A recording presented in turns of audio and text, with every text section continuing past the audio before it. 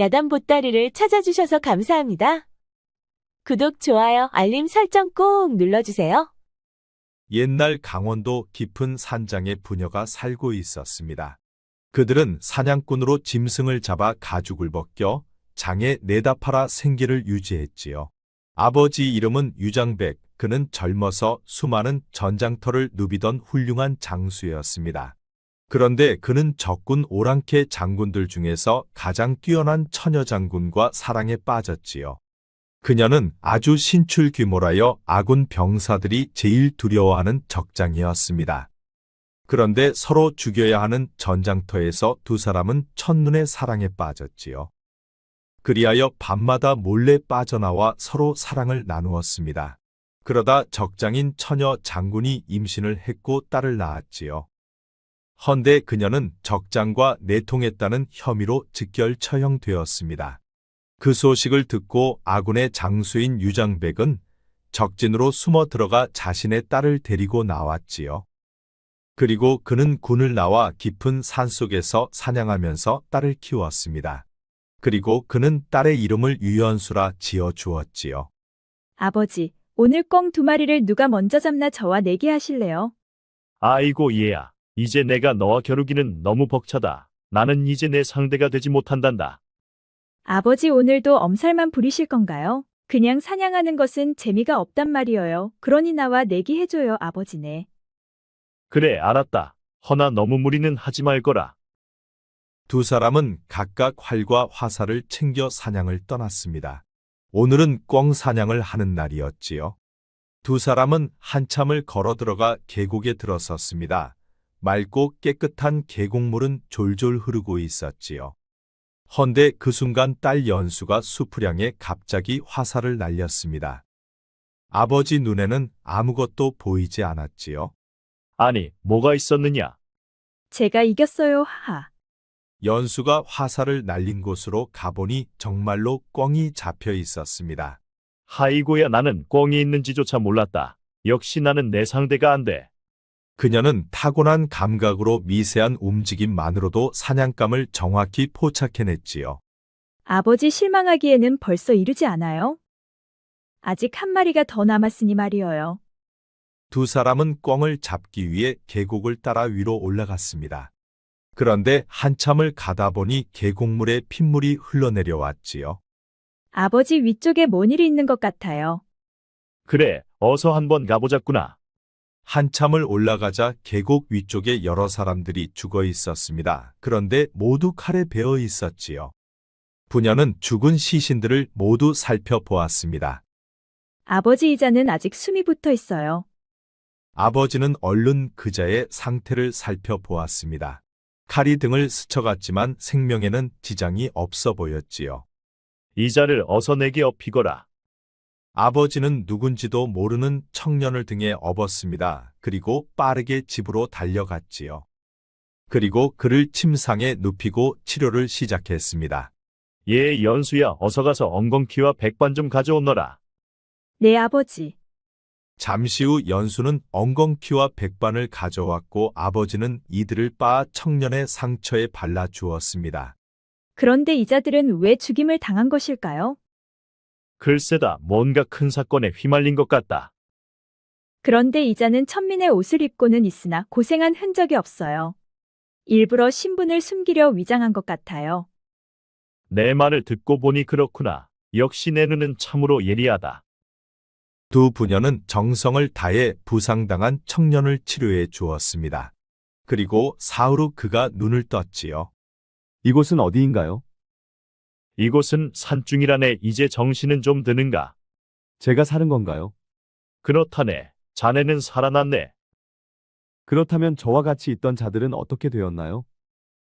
모두 죽고 자네만 살아있었네. 그런데 무슨 일이 생긴 것인가? 청년은 말없이 고개를 숙였습니다. 그리고 그는 좌절하듯 다시 쓰러졌지요. 그리고 이틀 후 청년은 다시 일어났습니다. 어이 청년 눈을 떴는가? 어서 일어나 이 죽 좀 드셔보시게. 말을 넣어 끓였으니 맛은 없지만 속은 편할 것이네. 연수는 청년 앞에 죽을 내려놓았습니다. 그러자 청년은 죽을 들어 천천히 먹기 시작했지요. 고맙소 처자. 그런데 이 산중에서 살고 있는 것이요.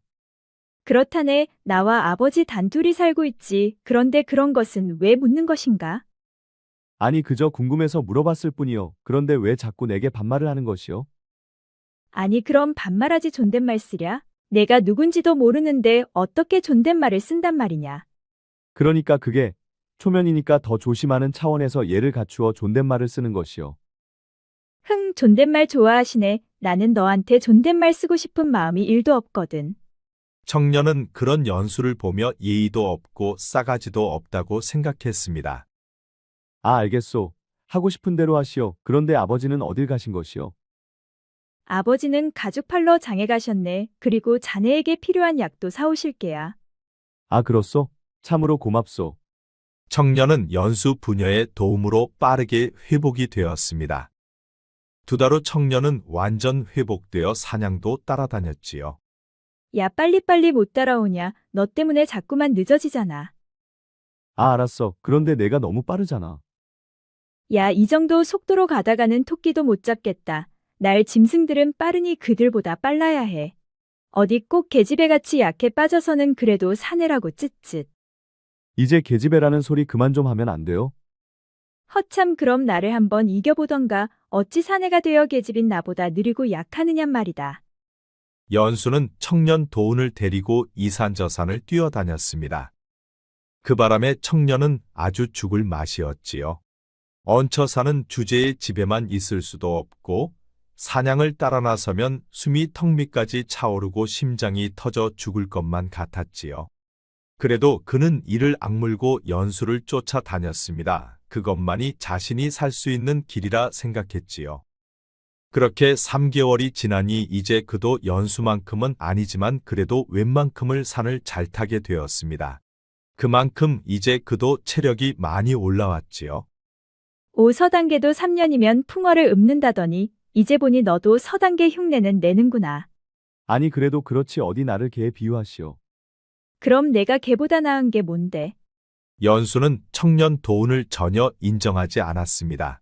하기야 청년 도운은 깊은 산골에서 연수에게 뭐 잘하는 것을 보여줄 기회도 없었지요. 그런데 어느 날이었습니다. 산 아래 마을 쪽에서 호랑이 울음소리가 울려 퍼졌지요. 아버지 들으셨어요? 저건 분명 호랑이 울음이에요. 이놈이 마을 아래까지 내려온 모양이구나. 자칫 잘못하면 마을 사람들이 다칠 수도 있겠다. 아버지 제가 내려가 저놈을 잡아오겠어요. 연수가 벌떡 일어나 활과 화살을 챙기자 청년 도운이 그녀를 말렸지요. 아니 왜 이렇게 무모한 것이요. 범은 꿩이나 새가 아니요. 괜히 나섰다가 죽을 수도 있소이다. 흥, 내게 범은 꿩보다 큰 사냥감일 뿐이야. 내 눈에는 내가 아직 어린 계집으로 보이냐?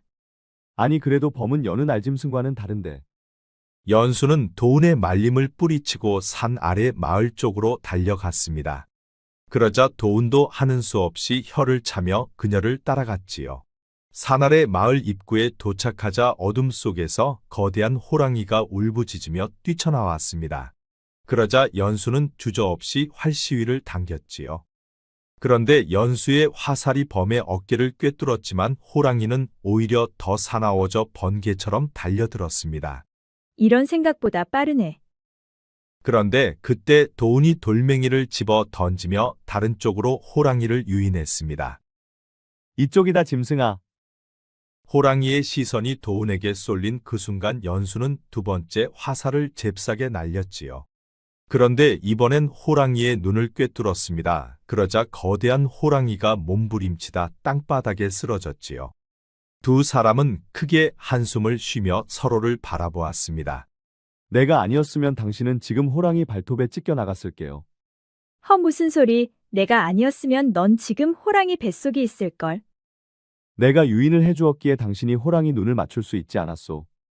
흥, 내가 호랑이 시선만 돌리지 않았어도 그의 심장을 노렸을 것이야. 두 사람의 티격태격은 한참 동안이나 계속되었습니다. 그리고는 또 합심하여 잡은 호랑이를 메고 집으로 가져갔지요. 또 잡아왔느냐? 이번이 벌써 몇 번째인지 모르겠구나. 그런데 이놈 가죽은 값게나 나가겠다. 아버지는 하나밖에 없는 딸이 호랑이를 잡으러 나가도 그는 방 안에 누워 콧노래를 불렀습니다. 그만큼 그는 딸 연수의 실력을 믿고 있었지요. 아버지는 곧장 호랑이의 가죽을 벗겼습니다. 그리고 햇볕에 말렸지요. 며칠 후 호랑이 가죽이 햇볕에 잘 마르자 아버지가 말했습니다.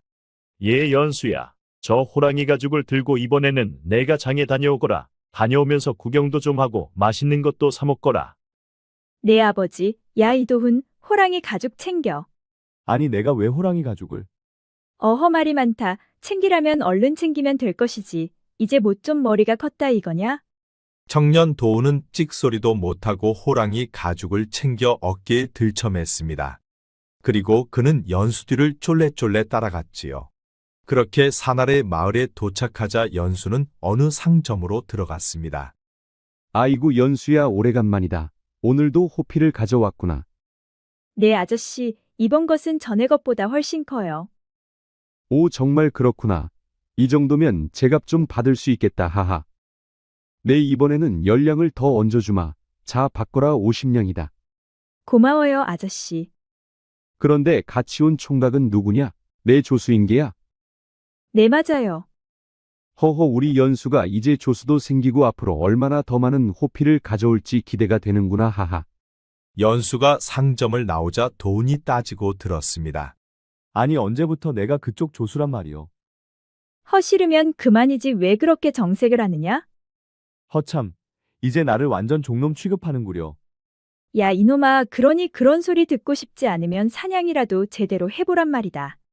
도운은 또 연수의 잔소리에 기가 죽어 할 말을 잃었습니다.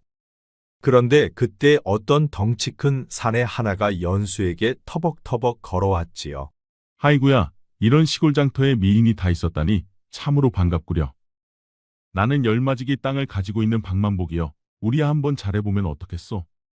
하이고야, 나보고 이쁘다고 해주는 총각도 다 있고 오늘 기분이 좋구만. 하 시원시원하구려. 그럼 오늘부터 우리 일인 것이요. 까짓건 뭐 못해볼 것도 없지. 다만 내 놈의 그 머리 꼬락서니가 보기 싫으니 어디 가서 박박 좀 밀고 오거라. 그럼 그날부터가 일일이다. 그 말에 장터 사람들이 배꼽을 잡고 웃었습니다.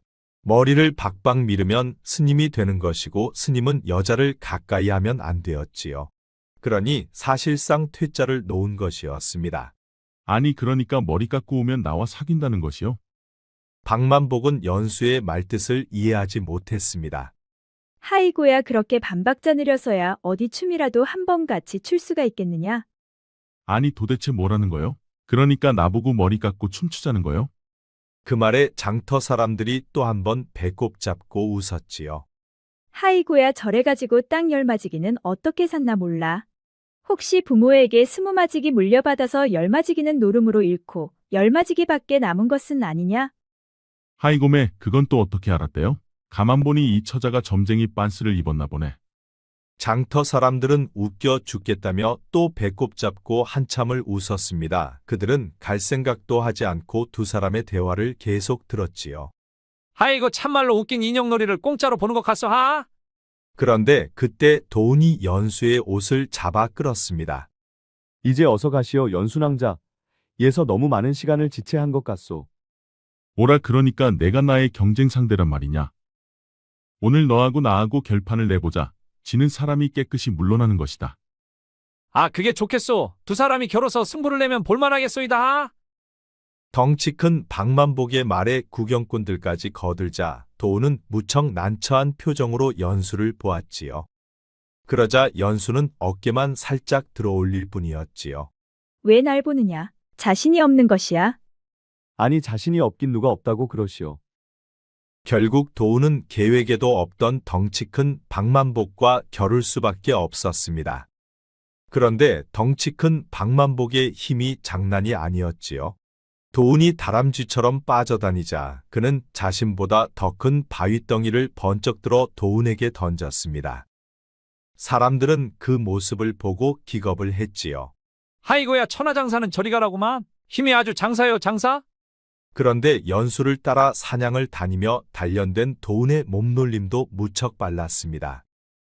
그러다 보니 덩치 큰 사내도 빠른 도운을 잡을 수가 없었지요. 그렇게 두 사람이 목숨 걸고 싸우고 있었는데 갑자기 연수가 보이질 않았습니다. 아니, 연순왕자 어딨어? 아니 내 색시감이 어디로 간 것이오? 두 사람이 싸우고 있는 사이 연수는 어느새 저만치 가고 있었습니다. 그러자 도운도 박만복도 얼른 연수를 따라갔지요. 아니, 자네는 어찌 따라오는 것이야? 아니 그런 자네는 어찌 따라가는 것인데? 박만복은 연수가 사는 산속 오두막집까지 그녀를 따라갔습니다. 그래, 호피는 잘 팔고 왔느냐? 네, 아버지. 평소보다 열량을 더 받았어요. 오, 그랬단 말이냐? 내가 나보다 낫구나. 헌데 같이 온 저자는 누구더냐? 장인어른 절 받으시오. 나는 박만복이라 하오. 박만복은 아버지에게 넙죽 엎드려 큰절을 하였습니다. 아니, 장인어른이라니 이게 어떻게 된 것이냐? 아, 지가 따님을 장터에서 보고 한눈에 반해버렸구만요, 장인어른. 그래서 지가 이렇게 따라왔습죠. 허참. 그래, 연수야, 너는 박만보기를 어찌할 생각이냐? 뭐 나보고 이쁘다며 좋다고 따라다니는데 굳이 말릴 이유가 있는감요. 그런데 도우는 그런 연수를 보며 왠지 배신당한 것 같은 기분 나쁜 느낌이 들었습니다. 어째 처녀가 되어 처음 보는 사내가 따라붙어도 가만히 있는지 그녀의 속마음을 도대체가 알 수가 없었지요. 그런데 그것뿐만이 아니었습니다. 그는 박만복을 보며 질투심 같은 것도 느꼈지요. 아니, 내가 왜 그런 것이야? 설마 내가 연수처자를? 설마 아니겠지? 도우는 머리로는 도무지 이해가 되지는 않았지만 그의 마음은 연수를 향하고 있는 것 같았지요. 허참, 남녀가 유별하거늘 어째 흑심을 품고 여인을 쫓아다닌단 말이냐? 아니 지금 뭐라 짓거리는 것이냐? 지금이라도 못다한 승부를 내볼까나? 허참, 얘까지 와서 소란들 떨지 말고 이 몸이 배가 고프시다. 아, 그렇소? 잠시만 기다리시오. 내가 얼른 준비하겠소. 도우는 연수가 배고프다는 말에 자신도 모르게 얼른 나섰습니다. 거참 경쟁자가 있으니 별 수가 없구만. 점수 따려면 나도 해야지. 잠시만 기다려보시오 낭자. 푸짐한 저녁을 준비하겠소. 도운과 만복은 불을 피우고 고기를 굽기 시작했습니다. 그리고 네 사람은 장작불 앞에 둘러 앉아 구운 고기를 먹으며 대화를 나누었지요. 그래, 자네는 내 딸이 어디가 그렇게 마음에 드는가? 아, 연순왕자는 지가 지금까지 봐온 여인들 중에 제일 이쁘구만요. 그게 다인가? 아, 여인이야 이쁜 것 말고 뭐가 더 필요하겠습니까요? 고놈 참 싱겁기는. 그런데 그때였습니다. 갑자기 수십 명의 자객들이 한꺼번에 몰려왔지요. 아니 웬 놈들이냐? 아버지와 연수는 재빠르게 검을 꺼내 자객들을 상대했습니다. 그러자 만복은 옆에 있던 8척이나 되는 통나무를 집어들고 휘두르기 시작했지요. 박만복의 통나무에 맞은 자객은 수미터나 픽픽 날아갔습니다. 도운도 쓰러진 자객의 검을 들고 싸우기 시작했지요. 그런데 아버지와 연수의 동작은 신기에 가까울 정도로 날렵하고 무척 빨랐습니다. 그들의 검은 자객들의 급소를 정확히 찌르고 있었지요. 아버지는 다른 쪽으로 자객들을 유인해 싸웠고 연수는 도운을 지키며 자객들과 싸웠습니다. 그런데 수십 명의 자객들이 아버지와 연수 앞에서 추풍낙엽 떨어지듯 픽픽 쓰러져 갔지요. 그들도 고도로 훈련된 자들이었지만 두 사람에게는 상대가 되질 않았습니다. 그리고 박만복도 엄청난 힘으로 그들을 제압하는데 한몫 톡톡히 했지요. 반시즌도 안 되어 수십 명의 자객들은 모두 제압되었고 아버지는 마지막까지 살아남은 자객을 끌고 와 신문을 시작했습니다. 너희를 보낸 자가 누구냐? 우린 말할 수 없어. 잠깐만 이리 나와 보시오 장인어른. 내 이자의 팔다리를 하나씩 부러뜨려 놓겠소. 덩치 큰 사내가 팔다리를 부러뜨리겠다고 하자 자객은 체념하고 입을 열었습니다. 좋소 말하겠소. 대신 나를 살려서 보내주시오. 나는 부양해야 할 어머님과 처자식이 있어. 그럼 살고 싶으면 바른 대로 말해야 할 것이야. 자객은 부양 가족을 위해 체념하고 입을 열었습니다. 우린 어영청소 속의 병사들이요. 상부의 지시로 왕세자를 죽이라는 명을 받았소.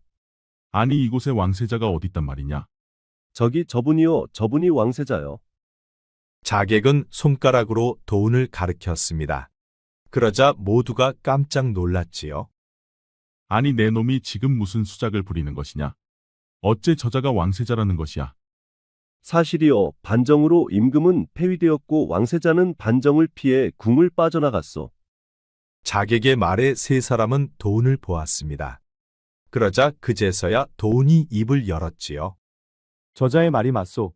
나는 왕세자 이도훈이요. 반정 세력이 궁을 장악했고 아바마마께선 비밀 통로로 나만 내보내셨소.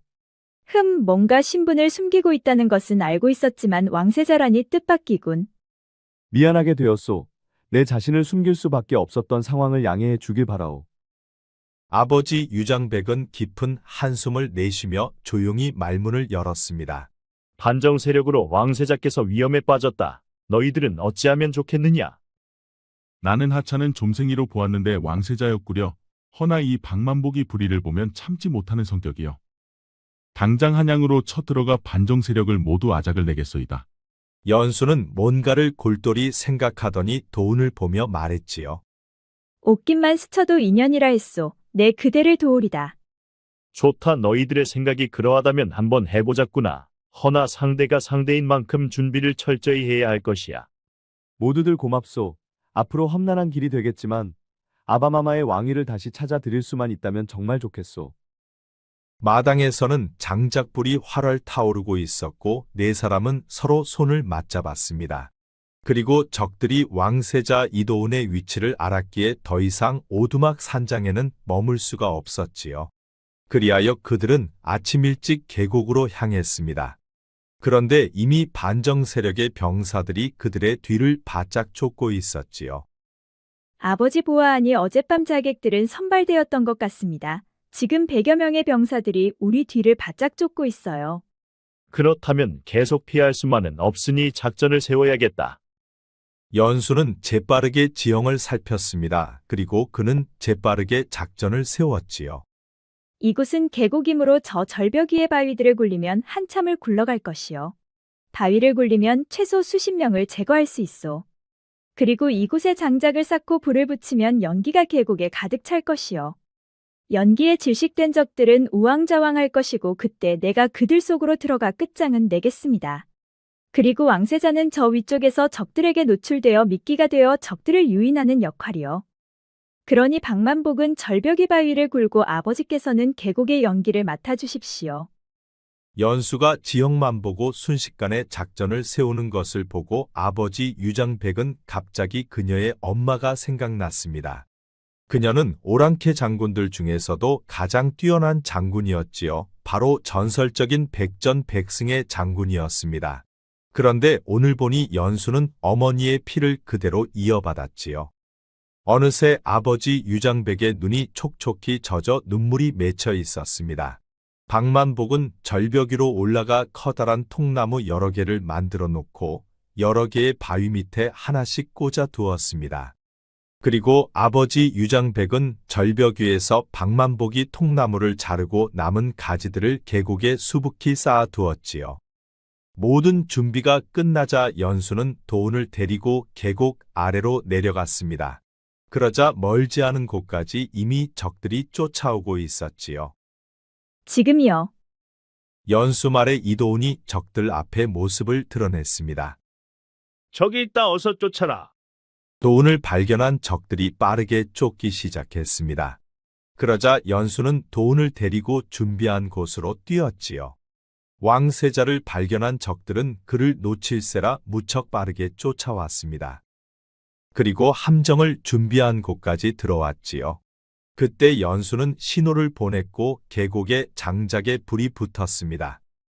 활활 타오르는 장작불에 젖은 솔잎을 넣으니 계곡이 순식간에 연기로 가득 찼지요. 그 바람에 적들 100여 명이 연기 속에 갇히고 말았습니다. 그때 연수의 두 번째 신호가 보내졌지요. 그러자 절벽 위에 대기하고 있던 박만복은 통나무를 눌러 바위덩어리들을 굴리기 시작했습니다. 그러자 바위덩어리들이 계곡 아래로 내려가면서 연기 속에 갇힌 적들을 사정없이 깔아뭉갰지요. 박만복이 준비한 바위가 모두 굴러내려가자 그때 연수가 연기 속으로 들어갔습니다. 그리고 그녀는 살아남은 자들을 모조리 쓸어버렸지요. 그녀는 앞이 보이지 않아도 타고난 감각으로 움직임을 포착했습니다. 그러다 보니 적들은 보이지 않는 귀신 같은 존재로 잔뜩 겁을 먹었지요. 결국 살아남은 적들은 연수 손에 모두 끝장나고 말았습니다.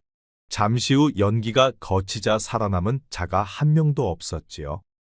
왕세자 이도우는 단 3사람이 100여 명을 순식간에 쓰러뜨리는 것을 보고 감탄을 넘어 경악을 했습니다. 그런데 이런 성과를 낸 작전을 연수가 세웠지요. 그는 연수의 매력에 점점 빠져들고 있었습니다. 참으로 경이롭소. 이게 3사람의 성과라니 눈으로 보고도 믿어지지가 않소.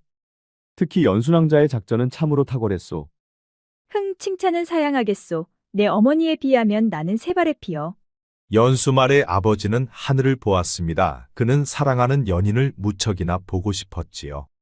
보고 있소. 우리 딸이 당신을 꼭 빼다 박았구려.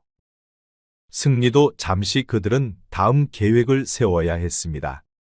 이제 반정 세력은 더 많은 병력을 보낼 것이다. 그러니 우리도 만만의 준비를 해야 한다. 더 많은 군사들이 닥치면 우리만으로 그들을 상대할 수 있겠소. 그 말에 박만복이 나서서 말했습니다. 사람이 필요하면 말만 하시오. 내 한마디면 장정 수십 명은 모이오. 장정들만 모아놓는다고 다 군사가 되는 줄 아느냐? 적들은 고도로 훈련받은 병사들이다. 그럼 뭐 훈련시키면 될 것이 아니오. 그들은 나 못지않은 장사들이요. 조선팔도 씨름판에서 그들을 당할 자들이 없어. 그들은 내 둘도 없는 아우들이요. 연수는 눈을 가늘게 뜨고 만복을 바라보았습니다. 그리고 말했지요. 의욕은 좋으나 우리에겐 시간이 없다. 우리가 산속에 숨어 있으면 적들은 끊임없이 병사들을 보낼 것이야. 허니 우리가 먼저 저들의 허를 찔러야 한다. 아니 허를 찌른다는 것은 한양으로 간단 말이요. 그렇다 피해 다니면 우리는 수백 수천의 병사들을 상대해야 하지만 적진으로 들어가 적의 수장만 꺾으면 병사들의 숫자는 의미가 없어진다. 아참 듣고 보니 그렇구만. 이쁘고 참한 섹시인 줄만 알았더니만 이제 보니 사내 대장부보다도 더 대장부구려. 그래서 뭐 내가 싫어졌다는 것이냐? 아, 싫어졌다기보단 난 이쁘고 나긋나긋한 여인이 좋다 뭐 그런 말이요. 흥싱겁기는. 그건 연수 말이 맞다. 명령을 내리는 자가 없어지면 병사들은 아무리 많아도 소용없다. 그럼 우리가 적들의 심장부인 한양으로 가자. 그곳은 경비가 삼엄할 것이오. 괜찮으시겠소? 본시 등잔 밑이 어두운 법이지요. 우리에겐 적들을 상대하기에는 한양이 낫다는 말이지요, 저하. 그리하여 4사람은 한양으로 향했습니다. 그리고 한양이 내려다 보이는 언덕에 도착한 4사람은 성 안으로 들어갈 계획을 세웠지요. 멀리 보이는 도성은 겉보기엔 평온했지만 성 안은 반정 세력의 군사들로 가득했습니다. 우리가 저 성 안으로 들어가기만 하면 놈들의 수장과 가까워지는 것이다. 병사들이 성문을 저리도 지키고 있는데 어찌 들어가겠소? 저 성문을 뚫는 건 불가능해 보이는데. 연수는 잠시 성안을 살피더니 이내 입을 열었습니다. 장날은 상인들과 행인들이 물밀듯이 드나들 것이다. 그때 우리도 장사꾼 행세를 하여 섞여 들어가면 된다. 그 말에 왕세자 이도훈이 겁먹은 표정으로 말했지요. 허나 그들 중에 내 얼굴을 알아보는 자가 있으면 어찌하겠소? 그건 염려 마시오. 저하는 오늘부터 내 노비가 될 것이요. 얼굴에 진흙과 재를 바르고 짐을 들고 나를 따르면 아무도 저하를 알아보지 못할 것이요. 연수는 말을 마치자마자 곧바로 도훈의 얼굴에 흙을 바르고 검댕칠을 하였습니다. 왕세자 도훈은 잠시 어이가 없다는 표정을 지었지만 진지한 그녀의 표정에 그는 입을 닫고 그녀의 눈을 보았지요. 그녀의 눈은 무척 진지해 보였으며 입술은 굳게 닫혀 있었습니다. 그리고 표정은 무척이나 결연한 표정이었지요. 그 순간 도훈의 심장이 뛰기 시작했습니다. 그리고 얼굴도 붉게 달아올랐지요. 하지만 이미 도훈의 얼굴에 숯검댕을 바른 상태라 연수는 그런 그의 얼굴색을 보지 못했지요. 이 정도면 되었소. 이제 아무도 당신을 알아보지 못할 것이요. 도훈의 얼굴에 숯검댕을 모두 바른 연수가 미소를 지었습니다. 그러자 연수의 미소를 본 도훈은 정말 심장이 터질 듯 뛰었지요. 아, 그렇소? 이제부터는 짐을 들고 내 뒷공무니만 바짝 따라 나서시오. 네 사람은 장날이 되자 도성으로 향했습니다. 도운과 만복은 짐꾼 행세를 했고 연수와 아버지는 부녀 장사꾼 행세를 했지요. 성문에 다다르자 관군 무리가 행인들을 검문하고 있었습니다. 그 짐 속에는 뭐가 들어있느냐? 관군은 만복과 도운이 메고 있는 짐을 보며 물었습니다. 그러자 그때 연수가 바로 나섰지요. 아이고 광군 나으리, 우린 벌써 10년 넘게 이 성문을 지나 약초를 파는 장사꾼이요. 그러니 약초밖에 더 있겠습니까? 관군은 연수를 바라보다 미소를 지며 말했습니다. 아, 그렇소. 이제 내가 당신의 얼굴을 꼭 기억하겠소. 혹시 장사 마치고 나갈 때 내게 잠시 시간 좀 내줄 수 있겠소? 내게 뭐 볼 일이라도 있수. 그대의 미모가 너무 아름답소. 하여 그대와 차 한잔하고 싶구려. 생각해 보겠소. 그렇게 네 사람은 무사히 성 안으로 들어갔습니다. 그리고 관군은 연수의 미모에 빠져 도운이 왕세자임을 알아보지 못했지요. 저 잡놈들이 보는 눈은 있어가지고서리 경쟁자만 하나 더 늘었잖아. 에이 쯧쯧. 도성안 한양 거리는 평온했지만 가끔씩 반정 세력들의 관군들이 떼지어 몰려다니곤 했지요. 그들은 관군들의 눈을 피해 아무도 없는 연못과 정자 위로 올라가 짐을 내리고 휴식을 취했습니다. 그리고 잠시 후 연수가 말문을 열었지요. 우린 오늘 밤 반정 세력의 구심점이 되는 양안대군과 조정의 실권자인 좌의정 그리고 병권을 움직이는 병조판서 세 사람을 잡을 것이요. 이 세 사람만 잡으면 반정 세력은 와르르 무너지요. 아니 우리 셋으로 어떻게 그 셋을 다 잡는단 말이요? 그들의 집은 삼엄한 경계를 하고 있을 것인데.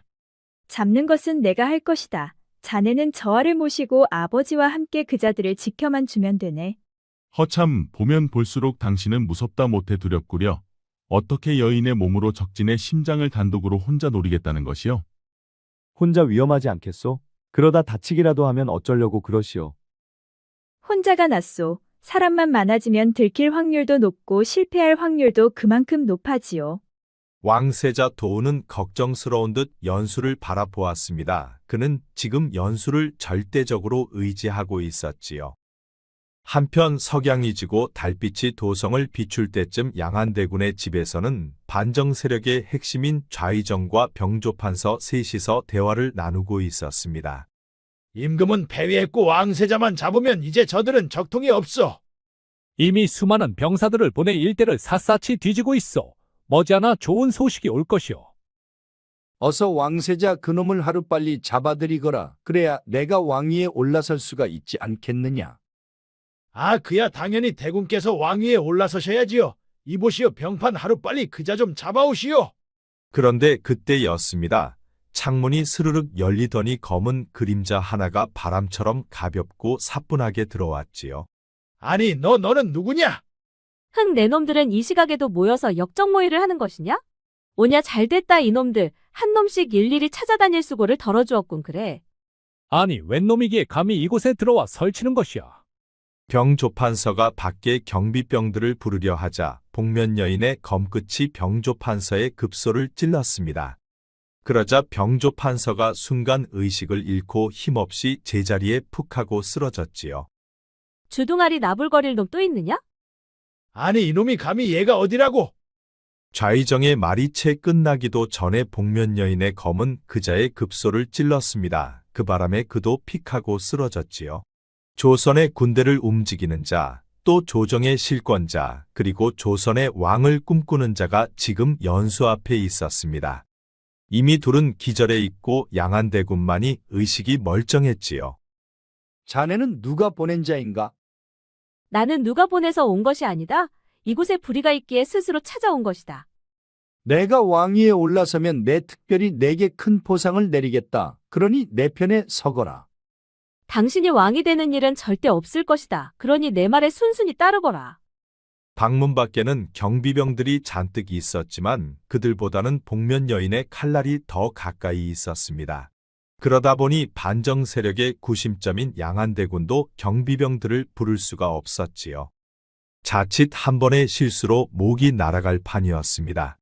자, 이제부터 내가 시키는 대로 하거라. 대문 밖에 와 있는 자들을 이 방으로 들라 하거라. 복면 여인의 말에 양한대군은 밖에 대고 말했습니다.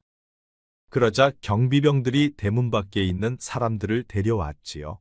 그들은 장사꾼과 짐꾼으로 위장한 왕세자와 연수 아버지 그리고 박만복이었습니다. 내가 성공했구나. 수고했다. 그들이 들어오고 잠시 후 기절했던 좌의정과 병조판서의 의식이 돌아왔습니다. 연수 아버지와 박만복은 각각 한 사람씩 인지를 붙잡았지요. 그리고 이제 그들은 반정 세력의 심장부에서 그 세력의 우두머리를 잡고 반역을 수습하기 시작했습니다. 이제 병조판서 당신은 도성안의 모든 병력을 철수하라 지시하거라. 복면 여인의 칼끝이 병조판서의 목에 닿아 있었습니다. 자칫하면 목이 댕강 떨어져 나갈 판이었지요. 병조판서는 목숨이 위태롭자 시키는 대로 밖에 대기하고 있는 장군들에게 말했습니다. 여봐라 박 장군, 도성안의 모든 병력을 철수시키고 원대에 복귀하라 명하거라. 병조판서의 말에 도성안의 군대가 서서히 빠져나가기 시작했습니다. 그러자 복면의 여인이 두 번째로 말했지요. 지금 폐위된 임금은 어디에 있느냐?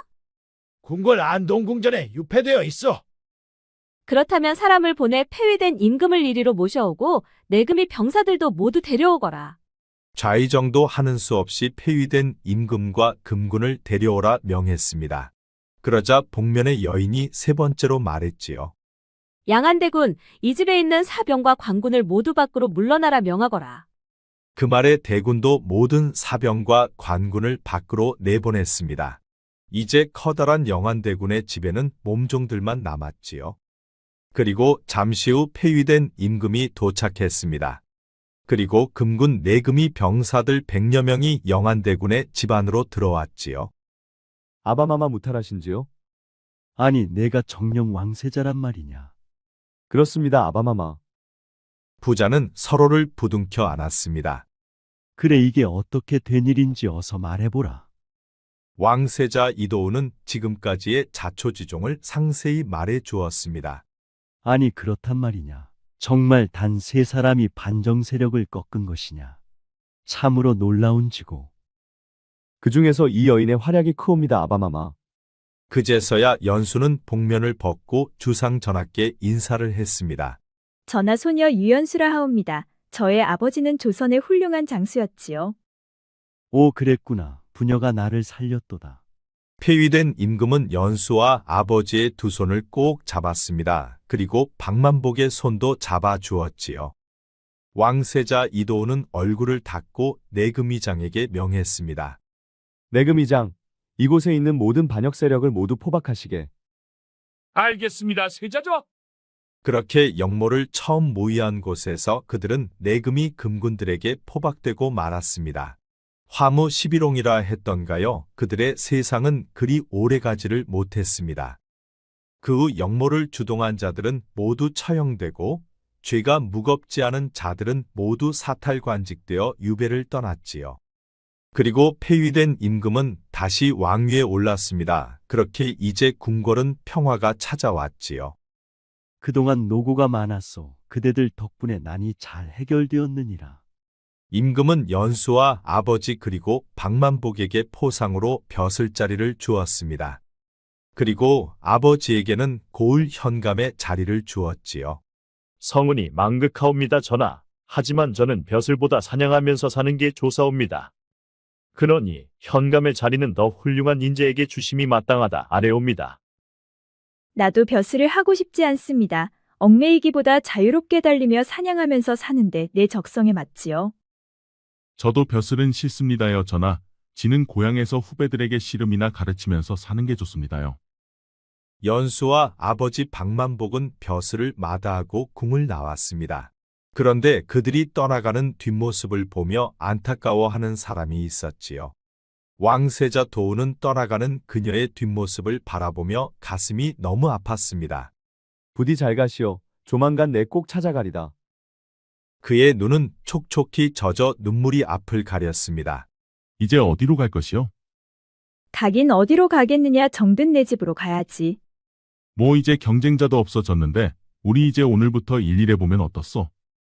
허참 까마귀 고기를 먹었느냐. 나를 만나려면 머리를 깎아야 한다 하지 않았느냐. 아니 정말 머리만 깎으면 일일인 것이요. 허참네, 내가 어째 머리 깎은 중과 사귈 수 있단 말이냐. 그러니 너와 나는 애초에 안 된단 말이다. 아니 그동안 거절을 그리도 어렵게 하셨소. 난 도무지 뭔 뜻인지 알아듣지를 못했소. 허나 내 포기는 하지 않겠소. 절대 당신을 놓아주지 않을 것이요.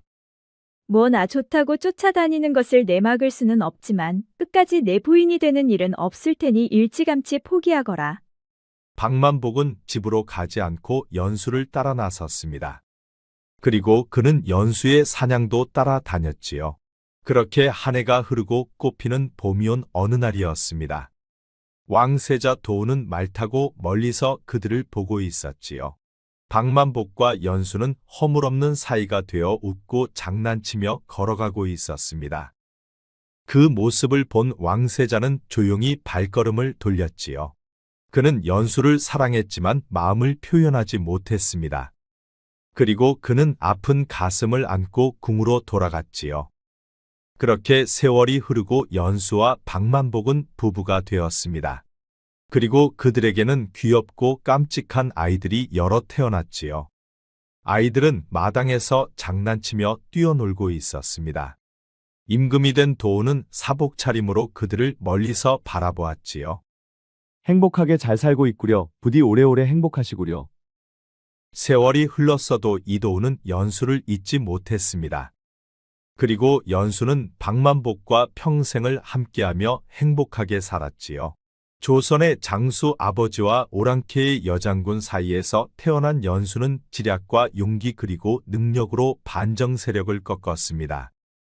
그리고 그녀는 평생을 사냥터에서 살았답니다. 아마도 그녀의 피 속에는 사냥 본능이 살아있지 않았을까요? 훗날 연수의 명성은 전설로 남았습니다. 많은 이들이 그녀의 무용담을 이야기하며 칭송하였지요. 옛말의 불의는 반드시 무너지고 정의는 승리한다는 말이 있습니다. 반정으로 나라를 뒤흔들던 역적들은 결국 무너지고 올바른 주군이 다시 왕위에 올랐지요. 제 아무리 힘이 크고 세력이 강해도 불의는 오래가지 못하고 하늘의 심판을 받는다는 교훈적인 이야기였습니다. 야단 보따리를 찾아주셔서 감사합니다. 구독, 좋아요, 알림 설정 꼭 눌러주세요. 그 옛날 흉년과 가뭄으로 백성들의 삶이 무척이나 퍽퍽하고 탐과 놀이들이 판치던 세상이 있었습니다. 그런데 그때 지방의 탐과 놀이들을 조사하러 갔던 암행어사가 우연히 한 시골 처녀를 만나게 되었지요. 그리고 그는 그 시골 처녀와 사랑에 빠지면서 한 번도 겪어보지 못했던 파란만장한 풍파를 겪게 되었답니다. 그는 시골 처녀를 사랑한 대가로 죽을 위기를 여러 차례나 겪게 되었지요. 그런 상황 속에서도 암행어사는 시골 처녀를 끝까지 사랑했습니다. 당시로선 있을 수 없는 러브스토리였지요. 이야기의 시작은 3년 전 암행어사 박동현이 지방으로 암행을 떠나면서 시작되었습니다. 지방의 한 고을 관리들의 부정부패가 심하다는 소문을 듣고 그는 조사차 그 고을을 찾아갔지요. 헌데 그가 마을에 도착해 장터거리로 들어서니 포졸들이 육모 방망이를 들고 한 노인을 두들겨 패고 있었습니다.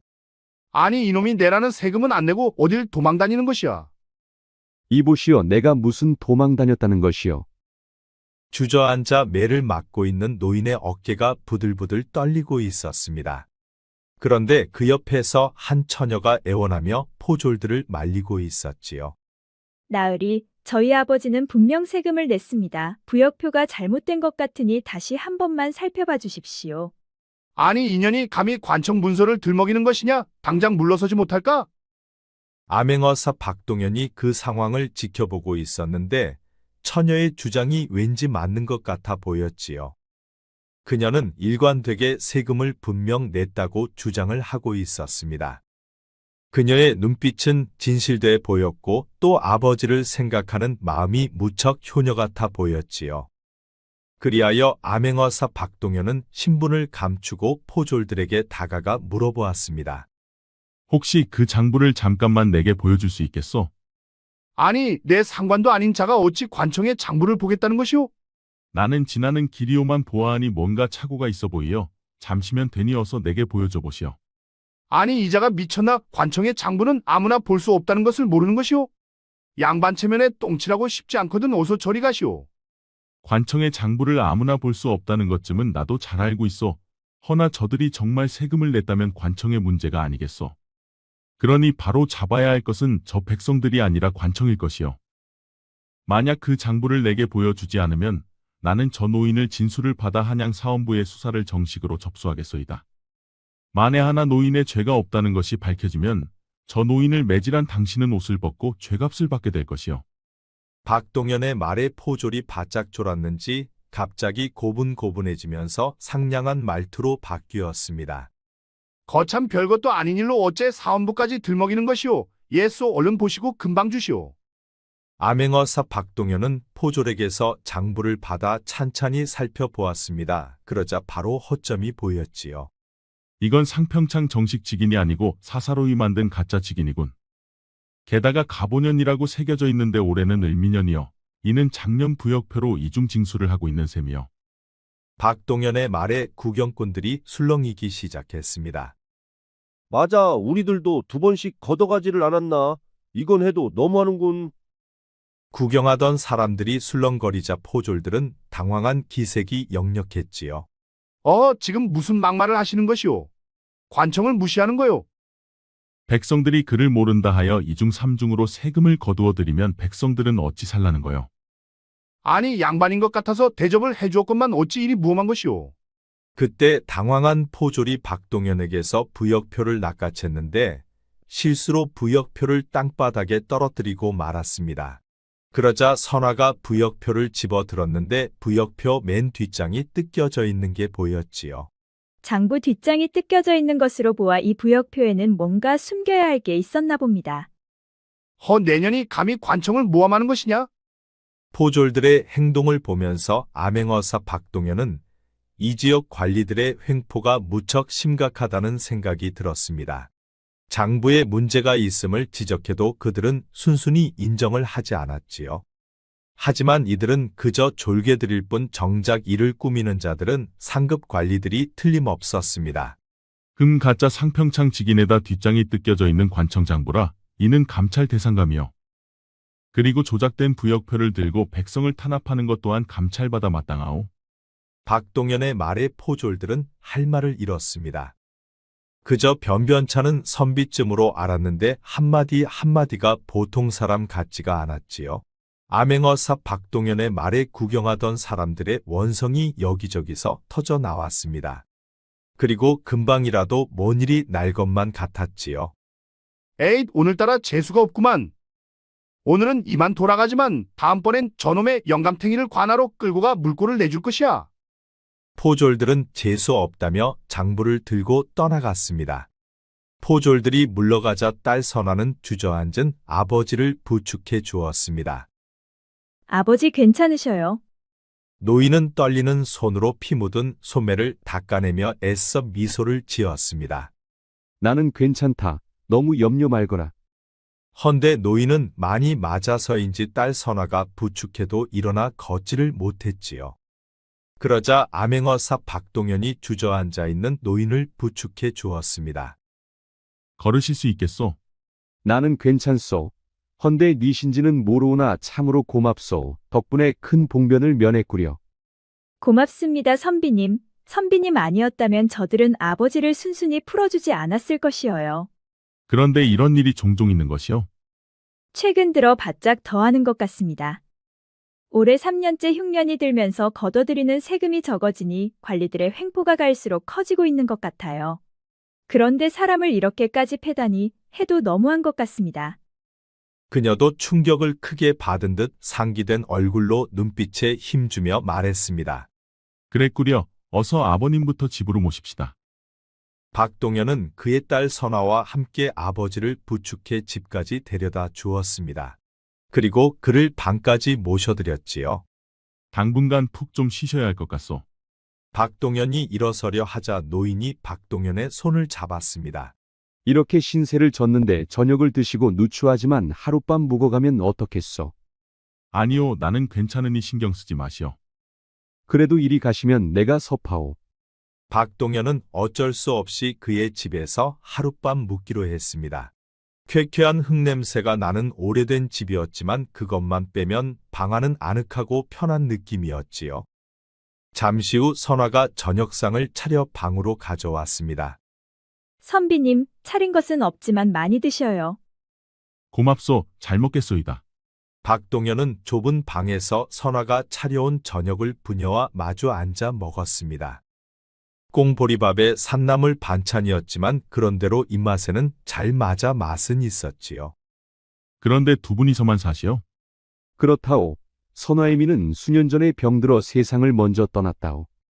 암행어사 박동현은 그날 밤 그들과 많은 대화를 나누게 되었는데 그들은 무척 선하고 착한 사람들이라는 것을 알 수가 있었지요. 그런데 그는 선하고 착한 사람들이 항상 당하고 사는 것을 볼 때마다 가슴이 아팠습니다. 선한 마음을 가지고 있는 그들은 항상 약자로 남에게 속거나 가진 것을 빼앗기곤 했지요. 그날도 박동현은 두 부녀를 보며 연민과 분노가 가슴속에서 동시에 일었습니다. 그는 밥을 다 먹고 답답한 마음에 밖으로 나왔습니다. 그리고 마당을 거닐며 밤하늘의 별을 보았지요. 세상엔 어찌 선한 자와 악한 자가 동시에 존재한단 말인가? 선한 자들만 사는 세상이 있다면 그곳은 법도 필요 없을 것이며 비통함도 없을 것이다. 박동현은 선한 자들이 항상 악한 자들에게 당하는 세상이 너무 잘못되었다고 생각했습니다. 그렇다고 자신이 암행어사일지라도 그런 세상을 바꾸림은 없었지요. 그리하여 그는 최선을 다해 탐관오리들이라도 뿌리를 뽑아야겠다고 생각했습니다. 그런데 그때 노인의 딸 선화가 설거지를 마치고 부엌에서 나왔지요. 선비님, 잠이 오지 않으셔요? 아니요. 잠시 바람 좀 쐬러 나왔소. 오늘따라 유난히도 별이 많구려. 그렇네요. 저는 어릴 적부터 저 별을 보며 세상 밖을 상상하곤 했습니다. 이 마을을 벗어나면 다른 세상은 이곳과 다를 줄 알았지요. 헌데 그렇지가 않은 것 같더군요. 그런 적이 있었소. 그래, 그대가 본 세상은 어떤 세상이었소? 제가 본 세상은 기울어진 세상이었습니다. 힘 있는 자는 힘없는 자들의 것을 뺏고 착복하는 세상이었지요. 그러나 가끔은 선행을 베푸는 사람들이 있어 그 한 줌의 선이 있기에 세상이 아직은 무너지지 않는 것이라 생각합니다. 박동현은 선화의 말에 흠칫 놀랐습니다. 단순한 농부의 딸로만 생각했는데 그녀는 세상을 수준 높은 철학적 시각으로 보고 있었지요. 그리 보았단 말이요? 그 한 줌의 선 때문에 세상이 망하지 않고 돌아간다 보는 것이요? 그렇습니다. 힘 있는 자와 힘없는 자들 사이에 존재하는 그 선이야말로 연결고리인 셈이지요. 그 한 줌의 선마저 없어진다면 세상은 무너지고야 말 것입니다. 박동현은 그녀가 농부의 딸이라고는 믿겨지지 않았습니다. 그녀는 철학적이면서 상당한 통찰력이 있었지요. 자신이 복잡하게 생각했던 선과 악이 공존하는 인간 세상을 그녀는 명쾌하게 정리하고 있었습니다. 그러다 보니 오히려 자신이 시골 처녀에게 배우는 꼴이 되었지요. 혹시 어디서 글 공부를 하셨소? 농부의 딸로 태어나 지금까지 내가 접한 것은 호미와 곡식뿐이요. 나도 글을 배워보고는 싶었으나 제겐 그럴 만한 기회가 없었지요. 암행어사 박동현은 그녀의 말에 또 한 번 놀랐습니다. 글을 배워본 적도 없는 시골 처녀의 철학적 견해는 자신도 아직 그 깊이까지는 들어가 보지 못했기 때문이었습니다. 선한 자가 가지고 있는 힘, 그 힘이 세상을 이어주고 돌게 만들고 있다는 것을 암행어사 박동현도 시골 처녀를 통해 깨닫게 되었지요. 지금 자신이 하고 있는 일, 그리고 자신의 그런 철학적 사고가 바로 세상을 연결해주는 다리 역할이었습니다. 오늘 밤 무척 놀랐소이다. 글을 배워보지 못한 자의 생각이라고는 도저히 믿겨지지가 않소. 그대의 철학적 통찰력은 나보다 깊고 넓은 것 같소. 과찬이시옵니다. 오늘 밤 선비님과 이런 대화를 나눌 수 있어 저 또한 기쁩니다. 두 사람은 초가 마당 평상에 앉아 밤하늘의 별을 보며 긴긴 대화는 계속되었습니다. 두 사람 모두 같은 주제로 대화가 통하는 사람은 처음이었지요. 나와 같은 생각을 가진 사람은 지금껏 없었소. 헌데 그대가 그런 생각을 하고 있었구려. 정말 오래간만에 심도 있는 대화를 할 수 있어서 정말 좋았소. 저도 기뻤습니다. 이런 속마음을 단 한 번도 이야기해 볼 곳이 없었습니다. 한편 같은 시각 그 고을의 현감은 부채로 손바닥을 내려치며 아전을 노려보고 있었습니다. 무엇이라? 낯선 선비가 관아의 부역표를 봤단 말이냐? 예, 현감. 헌데 그자는 그냥 지나가는 자라 했다 하옵니다. 바보 같은 소리! 그놈이 장부의 흠을 콕 집어 말했다면 그자는 예사로운 자가 아니다. 그자가 지적한 게 무엇이라 했느냐? 예, 상평창 직인이 가짜라 하였답니다요. 그 말에 현감의 눈꼬리가 매섭게 위로 올라갔습니다. 상평창의 직인을 한눈에 알아보는 자는 보통 사람이 아니다. 그리고 그 장부 뒷장은 어디에 있느냐? 별채 뒤 지하 창고에 다른 장부들 속에 함께 넣어놨습니다. 알았다. 그리고 그자는 우리의 약점을 보았다. 그자의 입이 한양에 도달하면 우린 한순간에 끝장날 것이야. 그러니 그 입이 이곳을 떠나면 안 된다. 알겠습니다, 현감. 제가 그자의 입을 막겠습니다. 아전은 현감의 관사를 나와 어딘가로 향했습니다. 그리고 그는 인적 없는 산속 어느 오두막집으로 들어갔지요.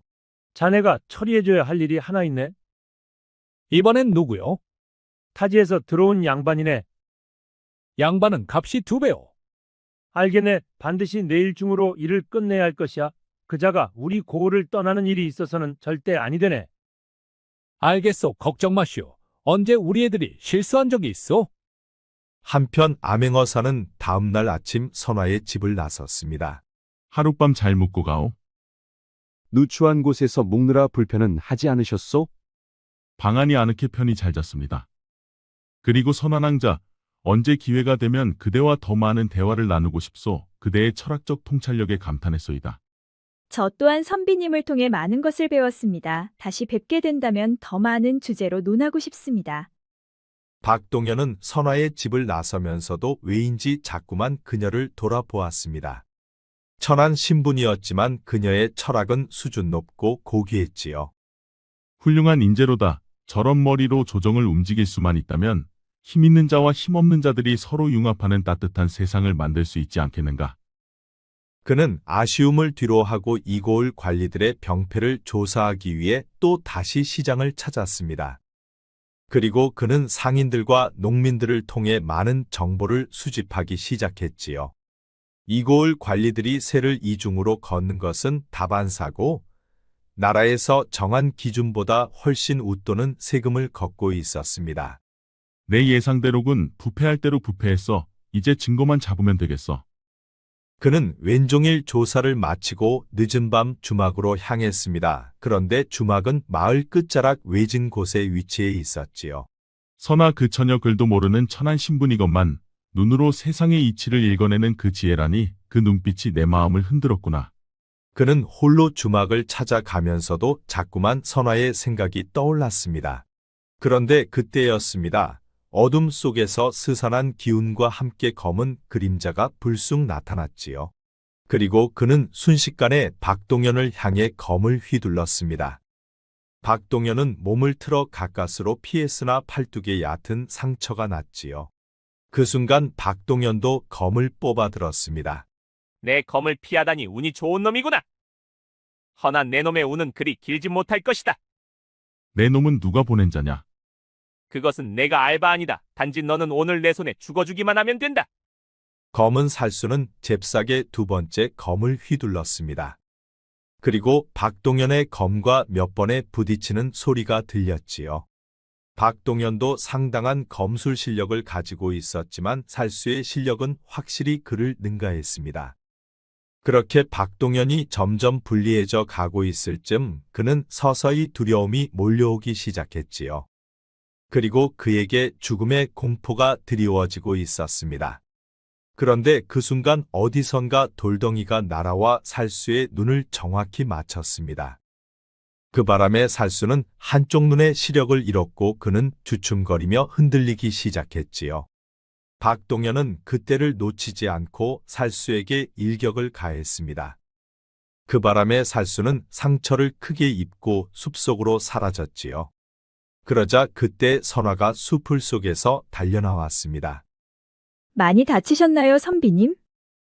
그녀의 한 손에는 돌멩이가 들려 있었습니다. 방금 살수에게 돌을 던진 게 선한 낭자요? 그렇습니다. 박동현은 놀란 눈으로 선아를 보았습니다. 아니 낭자가 어떻게 알고 이곳에? 선비님께 당한 관리들이 안가품을 할 것이라 예상되었습니다. 그래서 조용히 뒤를 밟았었지요. 아니 정말 그리 생각했단 말이요? 저들은 마을에서 무서울 게 없는 자들이요. 헌데 선비님께 관청의 장부를 보이게 되었고 사람들 앞에서 망신을 당했으니 그들은 자존심에 큰 상처를 받았을 것입니다. 정말 낭자는 철저한 사람이구려. 그런 상황으로 저들의 움직임을 예측하다니. 헌데 그렇다고 사람까지 해치려 드는 것은 정말 상상도 못했어. 저들이 선비님을 죽이려 했다는 것은 선비님이 봐서는 안 될 그 무엇인가를 본 것이겠지요. 그 속에는 저들에게 치명적인 위협이 될 만한 뭔가가 있지 않았을까요? 듣고 보니 그렇구려. 저들에게 치명적인 뭔가를 내가 본 것 같소. 이제 그게 무엇인지 알아봐야겠소이다. 박동현은 또 한 번 크게 놀랐습니다. 그녀 때문에 목숨을 건진 것도 있지만 그녀의 통찰력은 자신보다 월등하게 뛰어났지요. 어서 내려가 상처부터 치료해야 하겠습니다. 저를 따라오시지요. 주막으로 가려던 것을 포기하고 박동현은 그날도 선아를 따라 그녀의 집으로 갔습니다. 그리고 그녀의 집에서 상처에 약초를 바르고 치료를 했지요. 박동현은 상처를 닦고 약초를 바르는 선아를 바라보았습니다.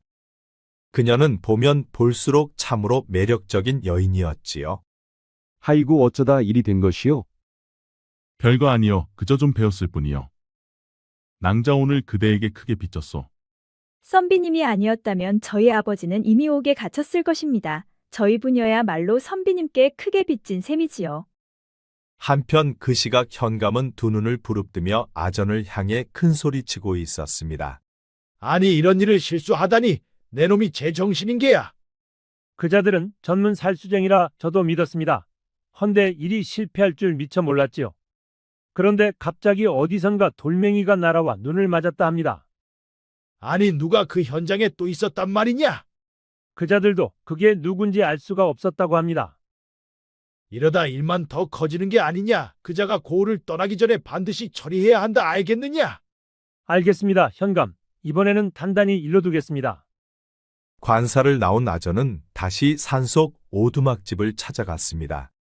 아니 어쩌다 그런 실수를 다 한 것이야? 우리 애들이 웬만해서는 실수를 하지 않는데 그날 그 현장에 누군가 있었던 것 같소. 아무튼 하루빨리 그자를 처리하게 현감께서 심기가 많이 불편하시네. 알겠소. 이번에는 셋을 한꺼번에 투입하겠소. 다음 날 아침 포졸들은 박동현을 찾고 있었습니다. 그들은 주막과 객주를 모두 둘러봤지만 박동현을 찾을 수가 없었지요. 이보거라 외지에서 온 선비 한 명 보지 못했느냐? 보지 못했소. 포졸들은 박동현을 찾기 위해 혈안이 되어 있었습니다. 한편 선아는 박동현의 상처에 쑥즙을 덧대고 천으로 감싸주고 있었습니다. 밤새 피가 많이 났습니다. 움직이시면 상처가 다시 터질 수 있으니 조심하셔요. 고맙소 낭자. 그런데 어제 그 살수는 누가 보냈다고 보시오? 정황상 현감이 아닐까 생각합니다. 현감이라면 충분히 그럴 수가 있지요. 낭자가 그리 생각하는 이유는 무엇이오? 저희같이 힘없는 백성은 날마다 관리들의 횡포 속에서 두려움과 공포 속에서 살아갑니다. 하지만 그 누구도 목소리를 내지 못하지요. 헌데 저 포졸들은 누구를 위해서 그렇게까지 하는 것일까요? 백성들의 원성을 사면서까지 핍박하고 착취하고 과연 그런 일을 나라에서 시켰을까요? 포졸들은 나라의 세금을 더 걷기 위해 스스로 이중장고를 만들어 그렇게까지 할 이유가 없습니다. 그렇다면 나라님과 포졸들 사이 누군가 그들에게 강요를 하고 있다는 것이지요. 그래서 저는 그 강요하는 자가 바로 현감이라 생각합니다. 딱 부러지고 명쾌한 분석에 박동현은 또 한 번 크게 놀랐습니다. 그녀가 시골 처녀로 있기에는 너무도 아까운 여인이었지요. 참으로 명쾌하구려. 그대 같은 명석한 두뇌를 가진 사람은 정말 보기 드문인재요. 부끄럽습니다. 며칠 후 상처가 어느 정도 회복되자 박동현은 선아와 함께 사람들이 모이는 시장으로 향했습니다. 암행어사 박동현은 관리들의 부정부패를 좀 더 조사할 참이었지요. 아무래도 살수를 보낸 자가 선비님을 찾고 있을 것입니다. 그러니 조심하는 게 좋을 것 같습니다. 알겠소. 허나 좀 더 알아봐야 할 게 있으니 어쩔 수가 없구려. 두 사람이 장터거리 입구에 들어설 즈음 선화가 한 사내를 보며 황급히 박동현의 팔을 잡고 말했습니다. 선비님, 우리 열보 앞에 자루를 들고 서 있는 자는 살수가 틀림없습니다. 아니 왜 저자를 살수라 보는 것이요? 저자는 걸음걸이도 여느 사람들과 다르고 무게도 없는데 자루를 두 손으로 쥐고 있습니다. 저 자루 속에 틀림없이 검이 들어 있습니다. 아 그렇단 말이요? 선화의 말에 암행어사 박동현은 그녀를 데리고 일단 사람들이 많은 바로 옆 주막집으로 들어갔습니다. 주모 여기 국밥 2그릇만 주시오. 박동현은 국밥을 시키며 곁눈질로 그를 주시했습니다. 그러자 잠시 후 그도 주막집으로 들어와 바로 옆 상에 앉아 국밥을 시켰지요. 그리고 국밥을 다 먹어갈 쯤 그가 먼저 일어섰습니다. 주모 여기 얼마요? 다푼이요.